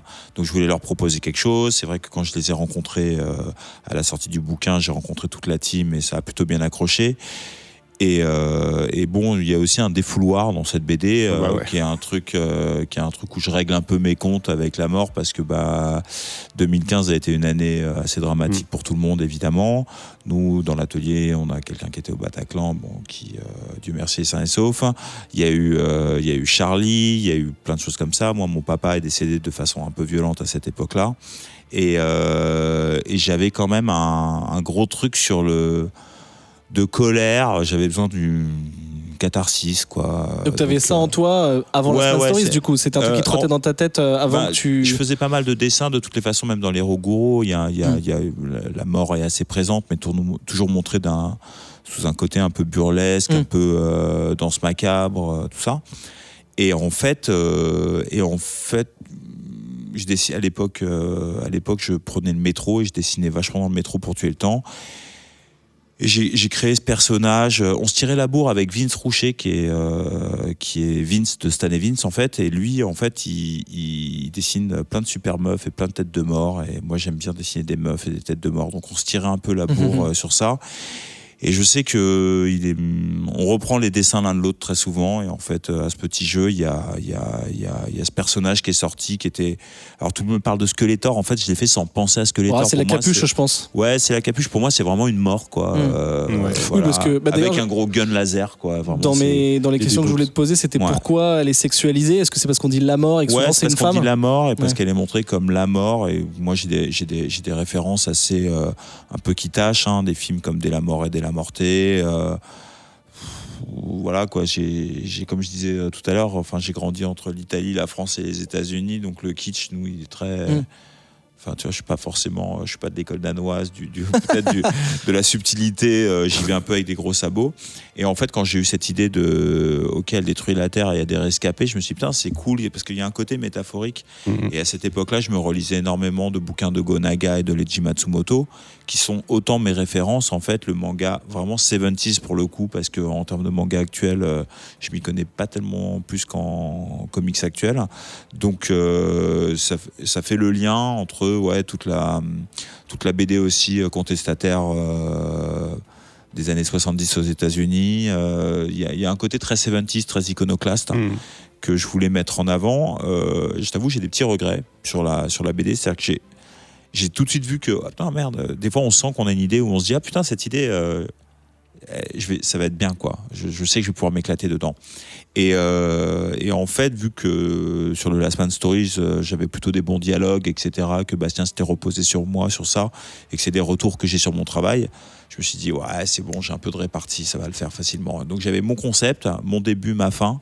Et c'est vrai que je regrette un peu de ne pas avoir fait une 20aine de pages de plus, parce qu'effectivement, ça se lit vite. C'est un côté très storyboardé, en fait, parce que je viens à la base plutôt du storyboard. Et c'est vrai que moi, ma passion première, c'est autant la BD que le cinéma, mais le cinéma a été très présent dans la fondation de ma culture. Et donc voilà, c'est vrai que ça se lit vite. J'ai pas trop donné mon avis. De toute façon, je suis assez d'accord. Graphiquement, moi, je trouve ça vraiment super. C'est impactant et surtout, je trouve que ton trait, il est pas. Enfin, tu vois, pour le coup, je disais que dans Ronin Island, ça m'accrochait pas parce que je trouvais le trait quelconque, même si c'est assez méchant, mais c'est pour résumer.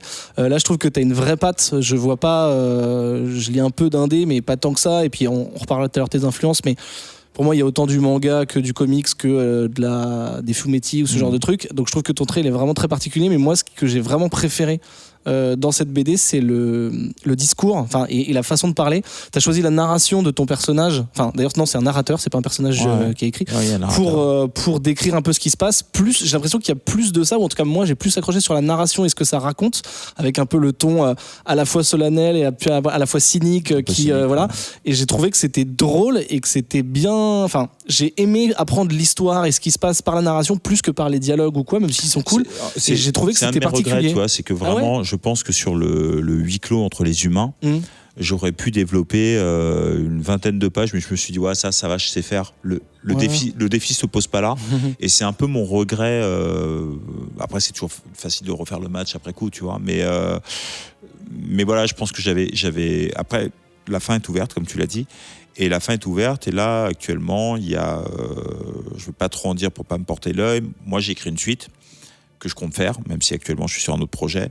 Il y a un très bon ami dessinateur qui est chaud pour peut-être en faire sa vision, et j'adorerais avoir des potes qui s'éclatent avec le personnage et ce concept de super mort dans l'espace, hein, et de faire sa vision de la vie. Moi, ce que je voulais aussi, je sais pas si ça se sent, elle est ridicule en fait.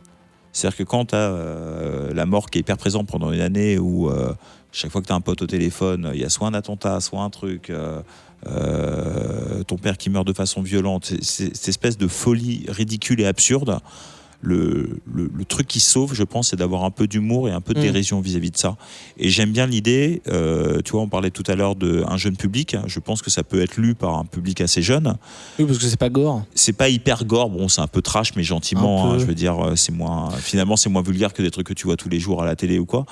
Et je pense que ça peut les éduquer et ça peut inculquer. Je te dis, moi j'ai vraiment été éduqué par la bande dessinée et le cinéma, que ça soit Rank Xerox, que ça soit L'Estrange, et j'ai un peu l'impression de to pay my tribute, quoi, vraiment de vraiment faire un truc de transmission, de rendre l'appareil peut-être. Alors bon, toute prétention mise à part, hein, à mon niveau, mais c'est important pour moi. C'était important Non, et puis je trouve de lui mettre une poitrine, et en fait tu la rends un peu bonne.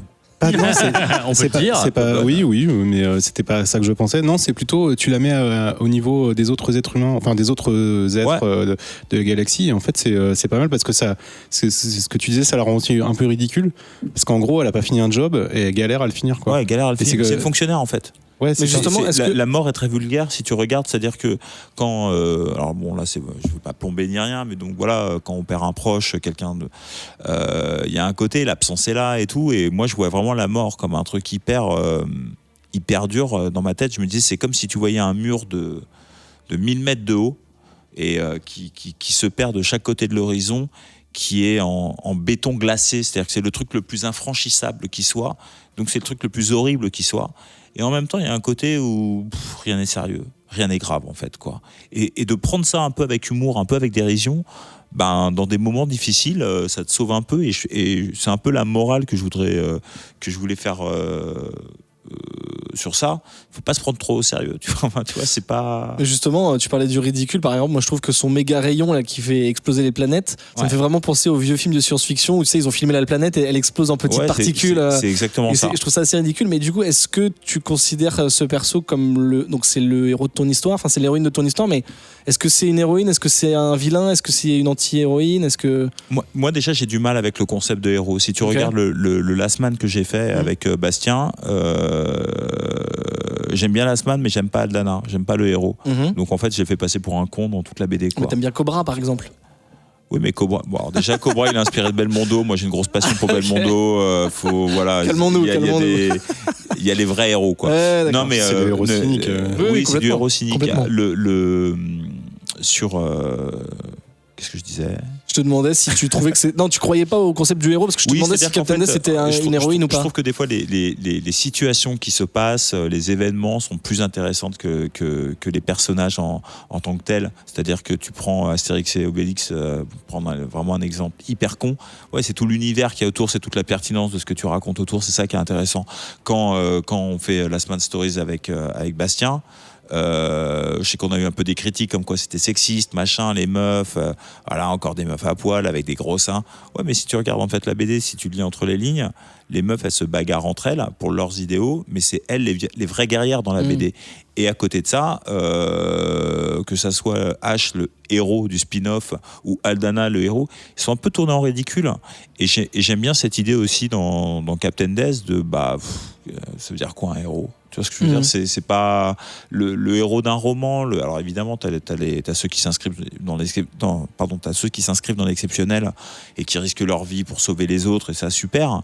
Mais je pense que c'est assez rare et que c'est peut-être des fois beaucoup mis en avant dans les ouvrages, alors que concrètement, dans la vraie vie, l'humanité, elle est un peu comme je la montre. Et tu l'as bien retranscrit dans l'équipage, en fait. Ouais. Tu disais, tu voulais faire 20 pages, mais à la fois, tu vois, moi, je trouve que ça marche bien, l'équipage. et que t'as envie d'en connaître un peu plus. Et en même temps, est-ce que c'est pas le fait qu'ils meurent les uns après les autres, et puis surtout avant tu les rends tous hyper cyniques. C'est un slasher, hein, c'est vraiment. C'est en même temps, le personnage c'est la mort, hein, donc. Non, mais de toutes les façons, c'est comme si tu disais il y a des morts dans Destination Finale. Bien, ça. Enfin, en fait, le truc c'est un slasher, c'est-à-dire que c'est vraiment, c'est comme Vendredi 13, c'est vraiment un slasher. C'est moi le truc que je suis un peu content d'avoir réussi à faire là-dedans, c'est d'avoir fait le lien entre ma culture manga, ma culture comics indé, ma culture cinéma. Tu vois, aujourd'hui, il y a beaucoup le truc du cinéma de genre. Alors, je sais qu'il y a de l'humour dedans, mais c'est jamais ricanant. C'est-à-dire que moi, j'ai fait ça. Quand je fais ça, je suis à mon maximum et de compétences. Et si les gens ils rigolent, super. Mais moi, je le fais pas en ricanant. C'est-à-dire que pour moi, ce qui se passe est assez dramatique, tu vois. Oui, mais tu sais que le cynisme que tu as en écrivant ça, il peut être drôle, mais sans être moqué. Mais juste, ça fait sourire, quoi. L'humour dans ce que tu racontes, c'est une chose. Sûr, mais le côté qu'il y a, tu vois, par exemple, il y avait un moyen métrage qui était sorti qui s'appelait Kung Fury. Moi, ça m'énerve qu'on ridiculise ça, en fait. Parce que c'est ricanant. C'est genre, t'as vu ce truc? Mais c'est nanar, quoi. Non, mais en fait, quand moi, j'avais 12 ans et que je regardais les films de la Canon, moi, je prenais ça hyper au premier degré. Et c'était cool.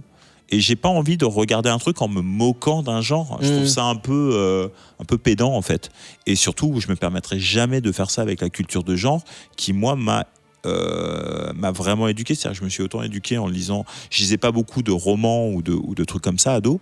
Mais voilà, quoi, que ça soit Rank Xerox, que ça soit il y a quand même des runs sur les X-Men qui sont complètement barges, où les mecs ont créé une mythologie, en fait, quoi.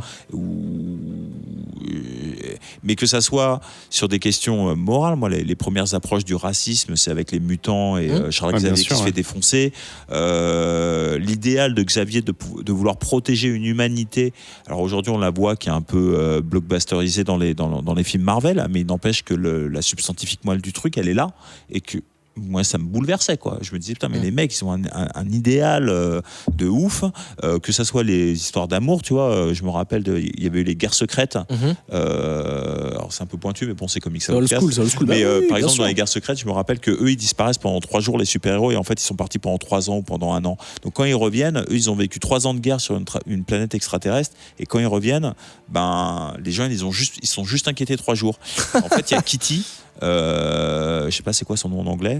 Shadowcat.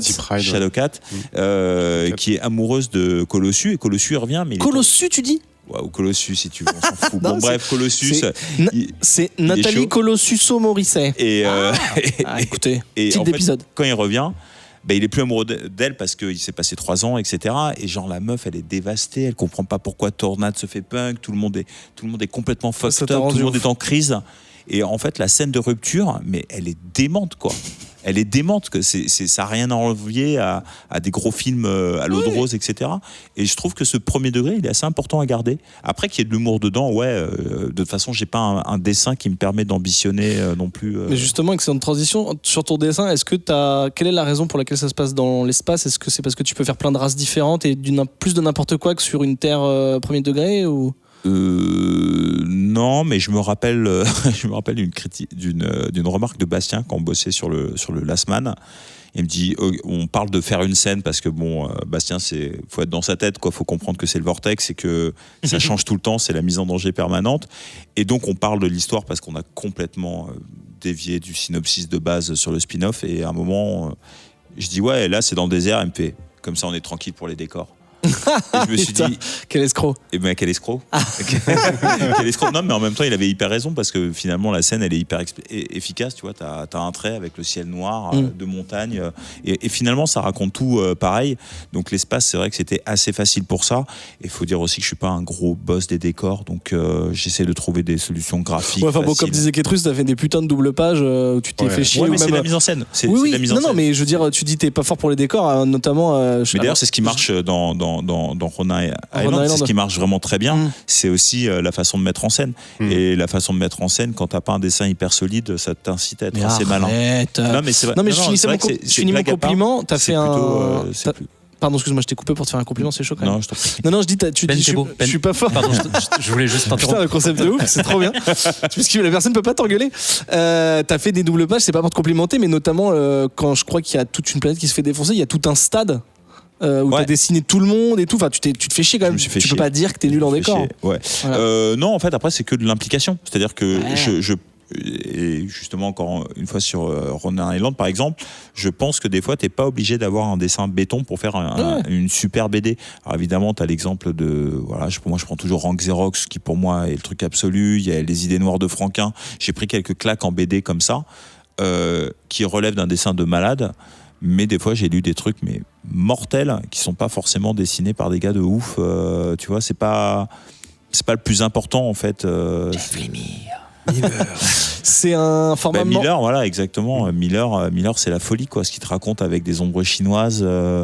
Son run sur Daredevil, je sais que pour le coup, moi, j'avais 11-12 ans quand je disais ça. La mort d'Electra. C'était. Putain, mais arrête de spoiler tout le temps. Le truc, il a 30 ans, tu sais. Justement, t'as fait un format manga. J'imagine que ça, c'est une contrainte d'édition. C'est pas spécialement toi qui l'as choisi. Non, déjà le niveau de côté très schématique du dessin fait que j'allais pas faire un 3 ou quoi, que on s'était déjà essayé quand même à faire un format manga avec le Last Man, qu'on a vu que ça marchait assez bien, qu'il y avait une logique d'éditeur. Franchement, j'ai eu du bol de. Alors à la base, la BD devait se faire avec Basile que tu connais, mais Basile ensuite a pris la direction de. On lui fait des bisous à Basile Begri qui était directeur de collection de Paperback, Feu Paperback qui n'existe plus. Et qui d'ailleurs, vu qu'il bossait sur Paperback. Chez Casterman, j'étais passé avec Vincent Petit, mon éditeur, mais Basile a vraiment été de super conseils et c'est quelqu'un que je côtoie et à qui je demande beaucoup son avis sur mon travail. Et Vincent, en fait, maintenant c'est le mec avec qui vraiment je travaille, on s'entend très très bien et c'est intéressant parce qu'il a un regard qui est autre que le mien.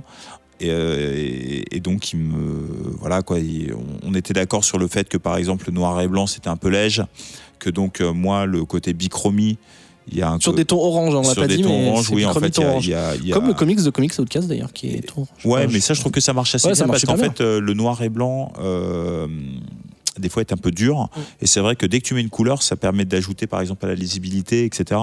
Moi je sais que ça aide à l'efficacité de mon dessin, ce système de bichromie, que d'ailleurs sur ma prochaine BD qui se passe dans un Japon assez contemporain,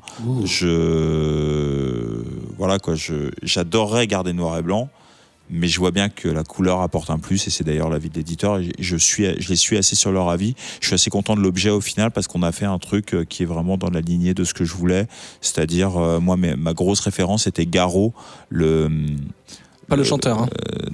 Non, le comics un peu l'alternative à Jump qui proposait Dragon Ball, etc. Garo, c'est là où il y avait Kitaro, où il y avait Lone Cub and the Wolf. Ah oui, c'est plus adulte du coup. Oui, donc qui est plus adulte, qui est plus dramatique, mais qui des fois quand même un dessin assez enfantin, pour preuve Shigeru Mizuki, etc. Donc j'avais ce côté-là.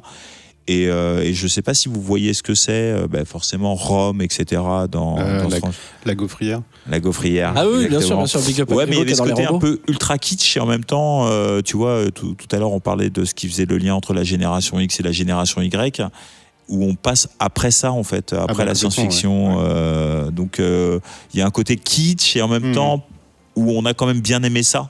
Au premier degré en fait, donc la science-fiction des années 60-70. Exactement. Exactement. Tu nous as vite fait teaser ta prochaine BD. Tu peux dire quand est-ce que ça sort, quand est-ce qu'on peut te. L'année prochaine, en 2021. Je devrais avoir fini depuis 3 mois, mais j'ai fait 35 pages et il y en aura 300, donc ça va mettre un peu de temps. Ça va. Voilà. Ok. En attendant, je le redis, donc c'est Captain Death. On peut le retrouver dans toutes les bonnes librairies, même la Fnac, partout. Acheter. Voilà. Ça vaut une 14aine de balles, je crois, un truc comme ça. C'est ça, 14 balles. Et puis la fameuse 14aine. La 14aine. C'est chez Casterman et voilà. Je sais pas trop où c'est c'est foutu dans les genre à la Fnac par exemple, c'est plus vers les mangas du coup ou... En fait, ils savent pas trop classer, c'est ça, apparemment. Ah parce là que là. c'est Un ovni, finalement. Bah, c'est pas ça. C'est que c'est vrai que Gonagai, par exemple, il est réédité par Black Box Édition. Ah oui, bah pareil, Et Berserk par Dark Horse et tout voilà, ça. donc en fait, c'est les frontières entre le manga et le comics se sont un peu. Mais c'est bien ça. Oui, je trouve ça bien aussi. Ouais, c'est On pose souvent la question Ouais, je trouve aux ça auteurs bien. qu'on reçoit et je trouve que par contre, c'est bien d'avoir d'avoir quand même des références, c'est-à-dire de savoir comment on en est arrivé. Oui, bien sûr. Enfin, de voir les origines, je trouve ça plus intéressant, quoi. Enfin, en comics, par exemple, je pense que c'est bien de connaître Romita, tout ça. Senior. De voir qui est. Je préfère Junior, mais après. Moi, je préfère Junior aussi parce que c'est le Junior que j'ai lu. Le Senior était bien, mais le Junior, j'ai préféré. Et même Kirby, si des fois, c'est un peu. Voilà, c'est un peu inattaquable quand même. Oui, c'est un peu inattaquable, mais c'est surtout c'est lui qui a créé le comics moderne, quoi. Bien Je veux dire, savoir d'où l'on vient pour savoir où l'on va. Exactement.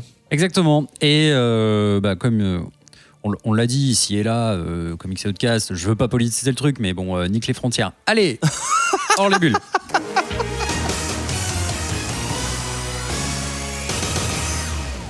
Dans le Hors les bulles de ce soir, on va parler de Deathstroke's Knights and Dragons, qui est une série d'animation, on peut le dire. Ça veut dire mort contour, chevalier et dragon.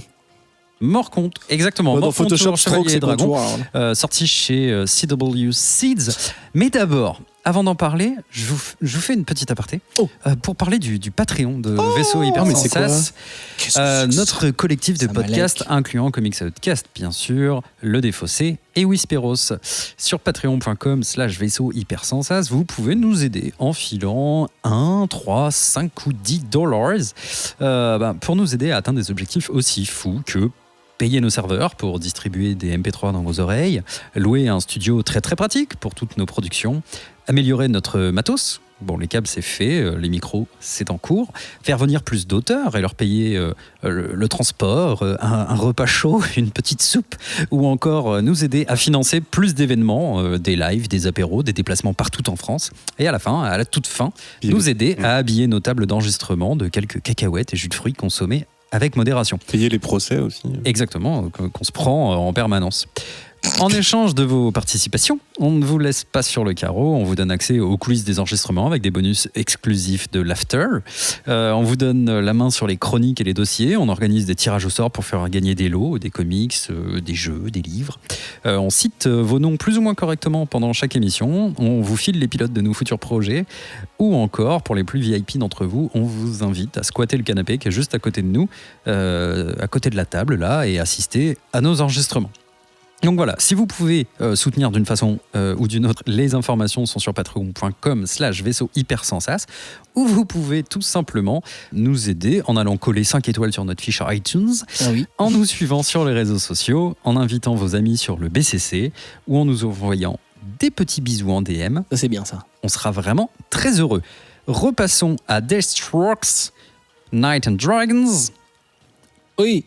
Alors, vas-y, Ben. Non, juste précision sur. Attends, alors, précisons tout de suite que j'ai regardé 5 minutes, c'était ignoble. Allez, vas-y. Allez, gratos-ment. Non, c'est précisé que CW Seed, et attention, n'oubliez pas le S, sinon ça fait weed, c'est un genre de catégorie du site CW. Alors CW c'est le Arrowverse, donc Arrow, Flash, Supergirl, Legend of Tomorrow, Blight Lightning, je suis pas sûr. Enfin bon bref, c'est tous les super-héros DC à la télé, une majorité, pas Gotham et les autres, mais une grosse majorité.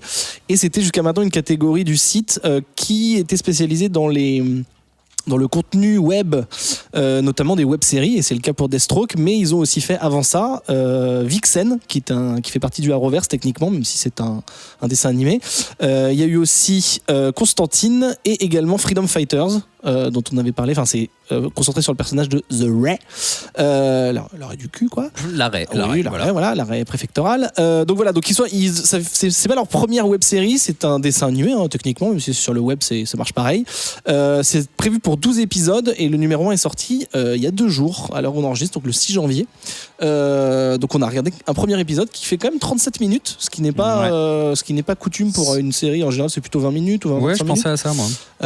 Voilà. Et donc je vous ai proposé de le regarder parce que déjà je connais assez mal le personnage de Deathstroke, et en regardant le trailer j'ai trouvé que ça avait une bonne gueule en termes de chara design. On est entre le Bruce Timm et les trucs assez dégueulasses qu'on a en ce moment chez Warner en film animé, que je trouve pas très beau. On est un peu middle sur ça, donc pour moi c'est plutôt positif.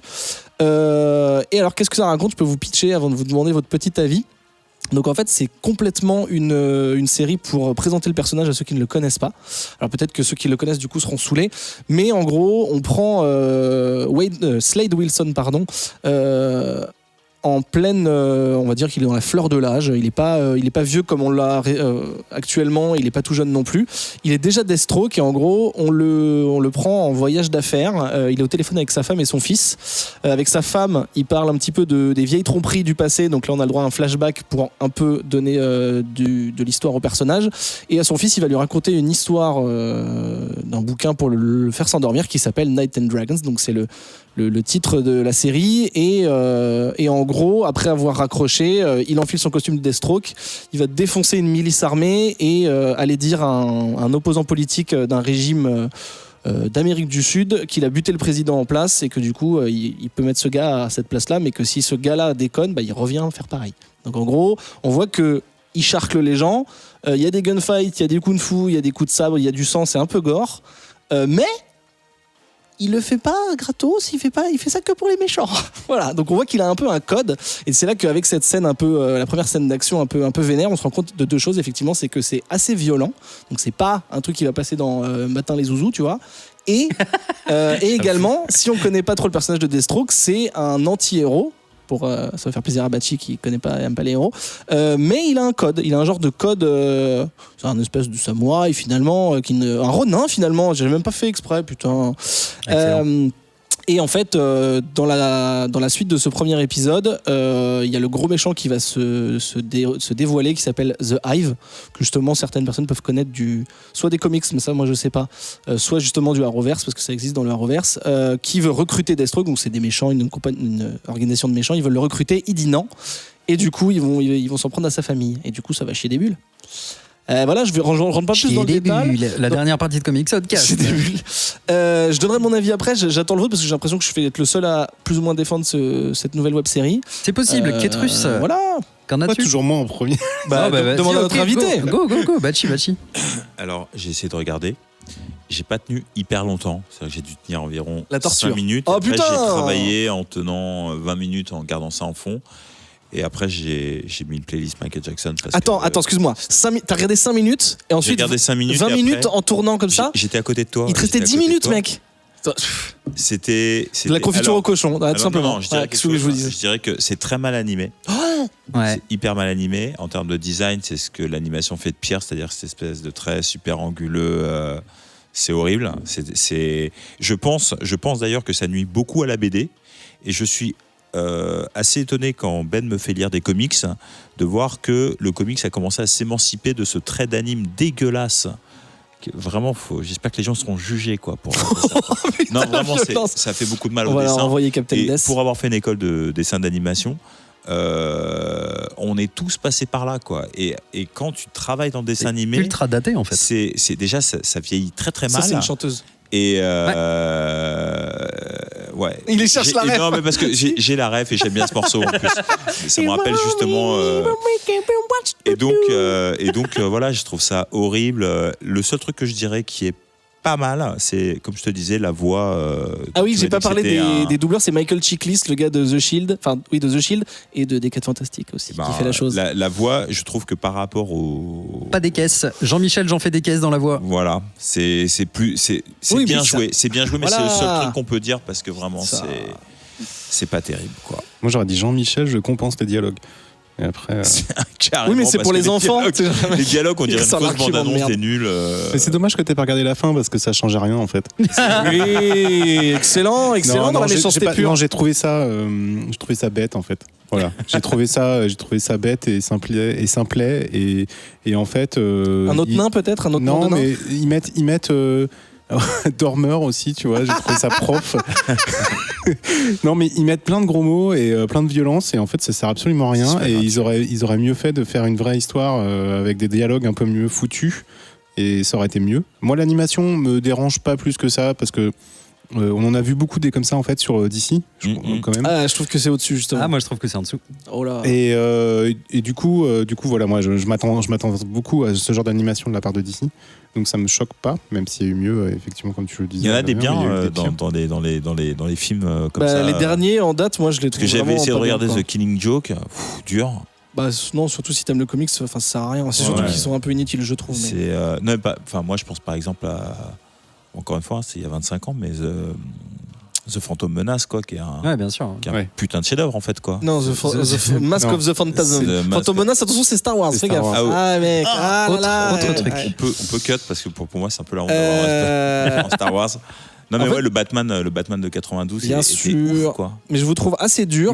Mais pardon, je veux juste dire un truc. Je suis content de voir Deathstroke et je suis content de voir The Hive Queen et The Hive et compagnie. Moi, ça m'a un peu fait chier The Hive. Je trouve que c'est un peu pété comme. Moi, je les aime bien ces méchants là. Ok, d'accord. Et voilà, j'étais content de les voir, mais bon après voilà, ça passable. En fait, alors mon avis purement personnel. Je trouve que j'aime bien le chara design. Moi, le 13, je le trouve cool. C'est un peu ce que je disais, c'est-à-dire que on n'est pas sur la qualité d'un Bruce Timm ou pas du tout sur un Batman de l'époque, mais on n'est pas non plus dans les dernières productions de Warner que des films, des one-shot films que j'aime vraiment pas du tout.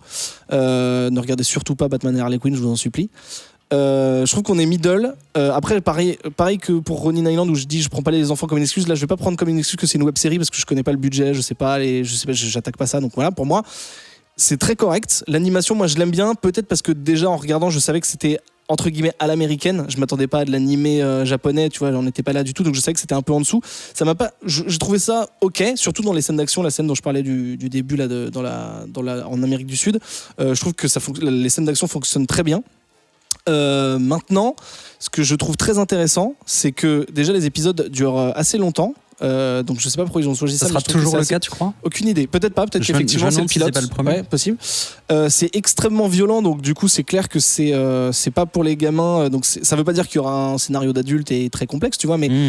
En fait, ça me fait plaisir de voir un dessin animé qui est pas aseptisé comme justement les prods Warner dont je parle, où c'est toujours Superman le good guy, Batman il est ok, mais il est quand même très limite, tu vois. Enfin, pas aseptisé. Non. C'est-à-dire que quand tu prends pas la peine de faire des décors.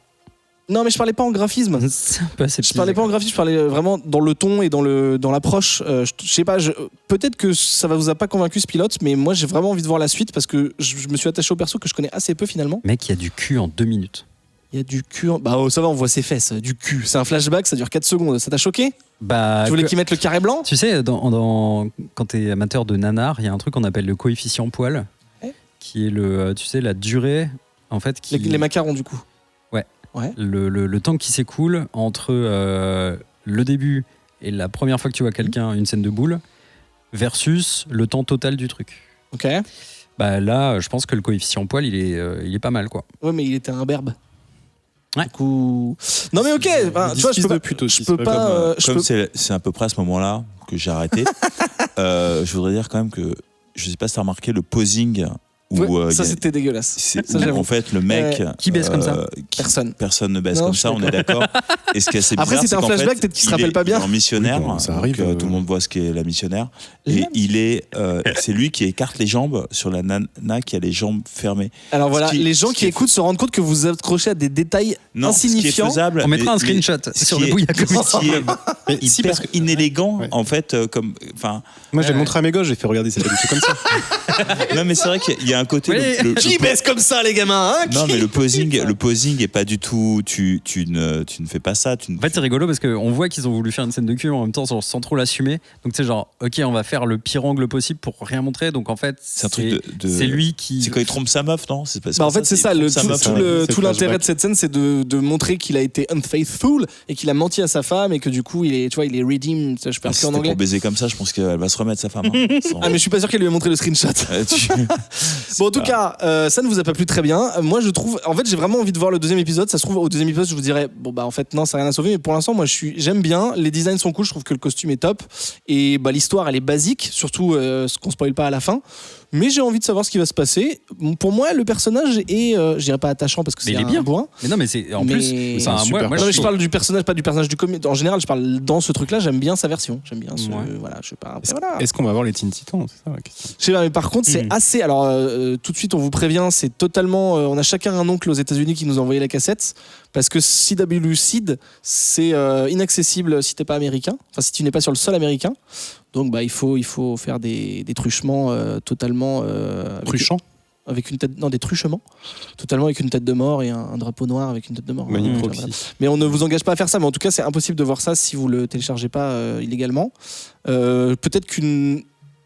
Ah, cela dit, peut-être que Vixen c'est sur une chaîne française, aucune idée. Bon bref. Je suis content d'avoir testé. Voilà, écoutez, si vous avez l'occasion, faites-vous votre idée. Mais je vous dirai au deuxième épisode. Ne mourrez pas idiot, mais ne vous faites pas non plus gauler par Adopi pour une connerie pareille. Oh. Du coup, je pense qu'on touche à la fin Le fond. On a bien flotté là. de cette émission. Waouh, c'est très très fort. Alors, fin de l'émission 134. Ça veut dire la prochaine émission, c'est la 135. Et la 135, Qu'est-ce que ce serait par hasard? c'est les Bouilladors en live. Elle sera diffusée le 31 janvier partout sur les internets, mais vous pouvez venir y assister dans un lieu qui n'est toujours pas annoncé, mais qui le sera très prochainement. Peut-être qu'il le sera d'ailleurs lors de la sortie de cet épisode. Ça sera le samedi 25 janvier. À Paris. Janvier. Il y a un événement Facebook qu'on va linker un petit peu partout. Mettez-vous en going, ça nous fera toujours plaisir. Il y aura plein de surprises. Il y a des jeux, il y a des trucs à gagner, il y a des invités. Et bien entendu, on remettra le prix le plus prestigieux du Comics Game, du moins dans cet arrondissement-là de Paris. Il me reste à vous souhaiter... une bonne journée à vous les bouillaillos. Ou soirée, et ou nuit. Soirée à vous mes invités. Au revoir. Litrus. Merci. Écoute, moi, ça me fait plaisir que tu me dises ça. Écoute, moi, que tu me souhaites une bonne soirée, vraiment, tu fais quoi après ça me touche. Écoute, je pense que je vais aller boire un petit verre à côté, si tu veux venir avec moi. D'accord, écoute, tu vois. Où est-ce qu'on te retrouve, Kétrus? On me retrouve, c'est une bonne question, on me retrouve dans Whisperos. Ah, Whisperos. Dans un podcast qui n'est pas VHS, qui s'appelle Le Contrecast aussi. Ok, très bien. Écoute, on aime la concurrence tout autant que nos propres mères. C'est un peu bizarre. Lesquels, genre le maire de quelle ville par exemple? Non, mais c'est un beau concept. Balkany. Oh putain. De non. violon le pont. Que viole le fort. Ben. Oui. Je te souhaite également une excellente soirée. Merci. Voire même une excellente nuit. Bah écoute, je vais faire en sorte, ouais. Où est-ce qu'on te retrouve? Mais tu le sais très bien. Tu demandes alors Mais qu'on dis-le quand on est même. comme la ronze en foire. Dis-le. Dis-le. Ah, ça c'est dans. C'est dans. Dis-le. Dans un film de Jean-Claude Van Damme. Ouais, c'est dans Bloodsport. Merci Alexis Bacci. Allez, transition. Et ben justement, comité avec Juliana Grignon et Adrien Larouzé. Le prochain film, si je dis pas de bêtises, c'est Légionnaire. Oh putain. Voilà. Avec Et Dida Diafat. avec qui? Il y a Dida Diafat C'est normalement qui, lui? dedans. C'est un combattant? C'était le pote de Van Damme, Ah ouais. champion du monde de kickboxing. Ah ouais. J'ai assez peu de souvenirs de Légionnaire, mais je suis assez chaud. Ouais. Et je répète que Jean-Claude Van Damme a Instagrammé la cover de Comité sans forcément savoir ce que c'est, mais C'est un achievement total. Enfin, l'achievement total, c'est de l'avoir dans l'émission, mais c'est un semi-achievement. Mais ça, c'est prévu, c'est prévu. Oui. Et c'est cool, c'est quoi là, en janvier, normalement, si tout se passe bien, c'est sur la K-pop. Ouais. Faut que je m'en occupe juste. Mais peut-être d'ailleurs, Inch'Allah, sorti même jour que les Bouilladors. Que les Bouilladors. Ouais, 31. Ça, et puis quoi vous dire d'autre? Je suis dans le prochain Comics Outcast après, c'est déjà prévu après les Bouilladors. Et puis le travail, j'ai bossé sur un jeu vidéo avec Adrien Larouzé. El Trabajo. J'ai bossé sur l'habillage de La Bonne Auberge, qui est pour revenir à Rick and Morty, qui est voilà. du JDR streamé par Lucien Men et ses copains. Voilà, écoutez. D'ailleurs, elle joue pas une barde. Pénélope, elle joue une barde. Ah bah voilà. Si. Donc Et on y revient. ils ont pas fait de vanne dessus, c'est qu'ils ont pas les refs de Rick and Morty. C'est qu'ils n'ont pas osé. Ou c'est qu'ils sont. Peut-être que c'est une blague en soi, hein, Oui. quelque part. Oui, parce qu'elle a déjà joué, donc elle les connaît. Puis voilà, écoutez, sinon sur internet, t'as de Ben Renault, Pokémon, je fais des rébus, c'est sympa, on s'amuse bien. Pokémon, attrapez-les tous. Bien sûr. Bachi, merci énormément d'être venu. Merci beaucoup de Ça m'avoir nous a fait invité. bien c'était très plaisir. cool. C'était cool d'avoir le regard à nouveau d'un professionnel sur notre petite lecture, parce que nous on dit oui les couleurs elles sont, mais c'est cool aussi d'avoir voilà l'avis de quelqu'un dont c'est le métier. Et puis surtout, vu que Daniel et John sont pas là, on n'avait pas vraiment de mec qui connaît un peu les comics old school. À part les gros trucs, mais du coup c'était cool d'avoir son regard sur des nouveaux trucs, etc. Donc, mais Batchi a pas dit les numéros. Je pense que Daniel nous aurait dit les numéros. Oui, les numéros de chaque issue avec la date et tout. Si ouais, je non, peux mais dire le spécial Strange 35 pour Rome. 86 allez, ou 87. Voilà. Je vois la couverture. Super. Yes. Où est-ce qu'on te retrouve, Batchi, si, admettons, tu vois, j'ai vraiment envie de suivre ton travail? Il y a un Instagram, Alexis Batchi, il y a un Facebook. Batchi, BA2CI. BA2CI, ouais. C'est pas un seul C, c'est 2 C. Et donc voilà, je suis sur Instagram et Facebook. Après, sinon, il faut suivre un peu l'actualité de Casterman. Ou si tout se passe bien, je sors une BD. Pas d'expo prévue comme tu avais fait avec Kasaki. Si, il va y avoir au mois de mars les Crocs électriques, qui est une maison d'édition hyper underground de Jessica Rispal et de Stéphane Blanquet. Très cool, non? Qui est un ponte de l'underground, qui vont faire une expo chez Art Factory avec tous les artistes qui ont des fascicules. Des petits livres en fait, des Crocs électriques. Donc eux, ils sortent 100 livres par an, qui sont des petits livres format A5 où ils mettent en avant des artistes. Et donc il y aura une expo chez Art Factory. Donc je serai là-bas en mars, tout à fait, rue de Charonne. Je suis sur ma prochaine BD qui devrait sortir, je pense. Mais cette année. Si tout se passe bien cette année. Il y a d'autres projets, peut-être une suite certainement même une suite à Captain Death, et si tout se passe bien, un épisode de Captain Death qui sera réalisé par un autre dessinateur. Trop aussi. Bien. Donc il y a des trucs qui bougent un peu, mais ça bouge très lentement. Donc voilà, Instagram, voilà. Sûrement. Allez Merci beaucoup. Sur Instagram, suivez tout ce monde-là. Et toi, Adrien, t'as pas dit? Moi, pas tout pareil que toi. Tout pareil. C'était un plaisir d'animer cette émission. Mais oui, c'était trop bien, tu l'as avec très bien vous. Fait. Tu l'as très très bien fait. On se retrouve très bientôt. Je serai toujours là derrière les bouts de temps. Avec l'accent belge ou... Comment Non, c'était plutôt le sud, mais écoute, faisons le sud de la Belgique. Hein, à très bientôt. Chacun son sud, quoi. Les bouillados. À très bientôt. Mais oui, bientôt, oui. À très bientôt. Bientôt. Au revoir. Très bientôt. Pensez, votez pour les bouilladors. Allez, il faut voter. T'as voté, Batchi, pour les bouilladors? Non, t'as pas voté. Pas encore. Ah là. Ça serait pas mal, ouais. Non, mais c'est la galère là. Putain, il y a des trucs à départager encore. Il y a les gens, ils votent, mais il y a des trucs serrés. Ah, mais dis pas, parce qu'après les gens ils vont voter. Ah, mais pourquoi? Je pourrais dire. On a fait un Google Form. Mais oui, tu peux aller sur le Bouillet Comics Club, mais je te ferai l'URL. Ok. Moi, je pense, en auteur, ce serait vraiment bien que Chip Zdarsky gagne. Parce que son Spider-Man était super, mais je pense que les gens ne le connaissent pas assez pour voter pour lui. Oui. Donc je mise plutôt sur un Jason Aaron ou un Tom King. Il n'y avait pas Donny Cates aussi dedans? Si, au Donny Cates, ouais. C'est les Rockstar. C'est ça. Mais vous dites ça, c'est parce que vous regardez pas le fichier. Moi, quel fichier là sous les yeux. Non, mais dis pas. Bah non, mais je peux vous dire que bon, il y a des trucs. C'est chaud quoi.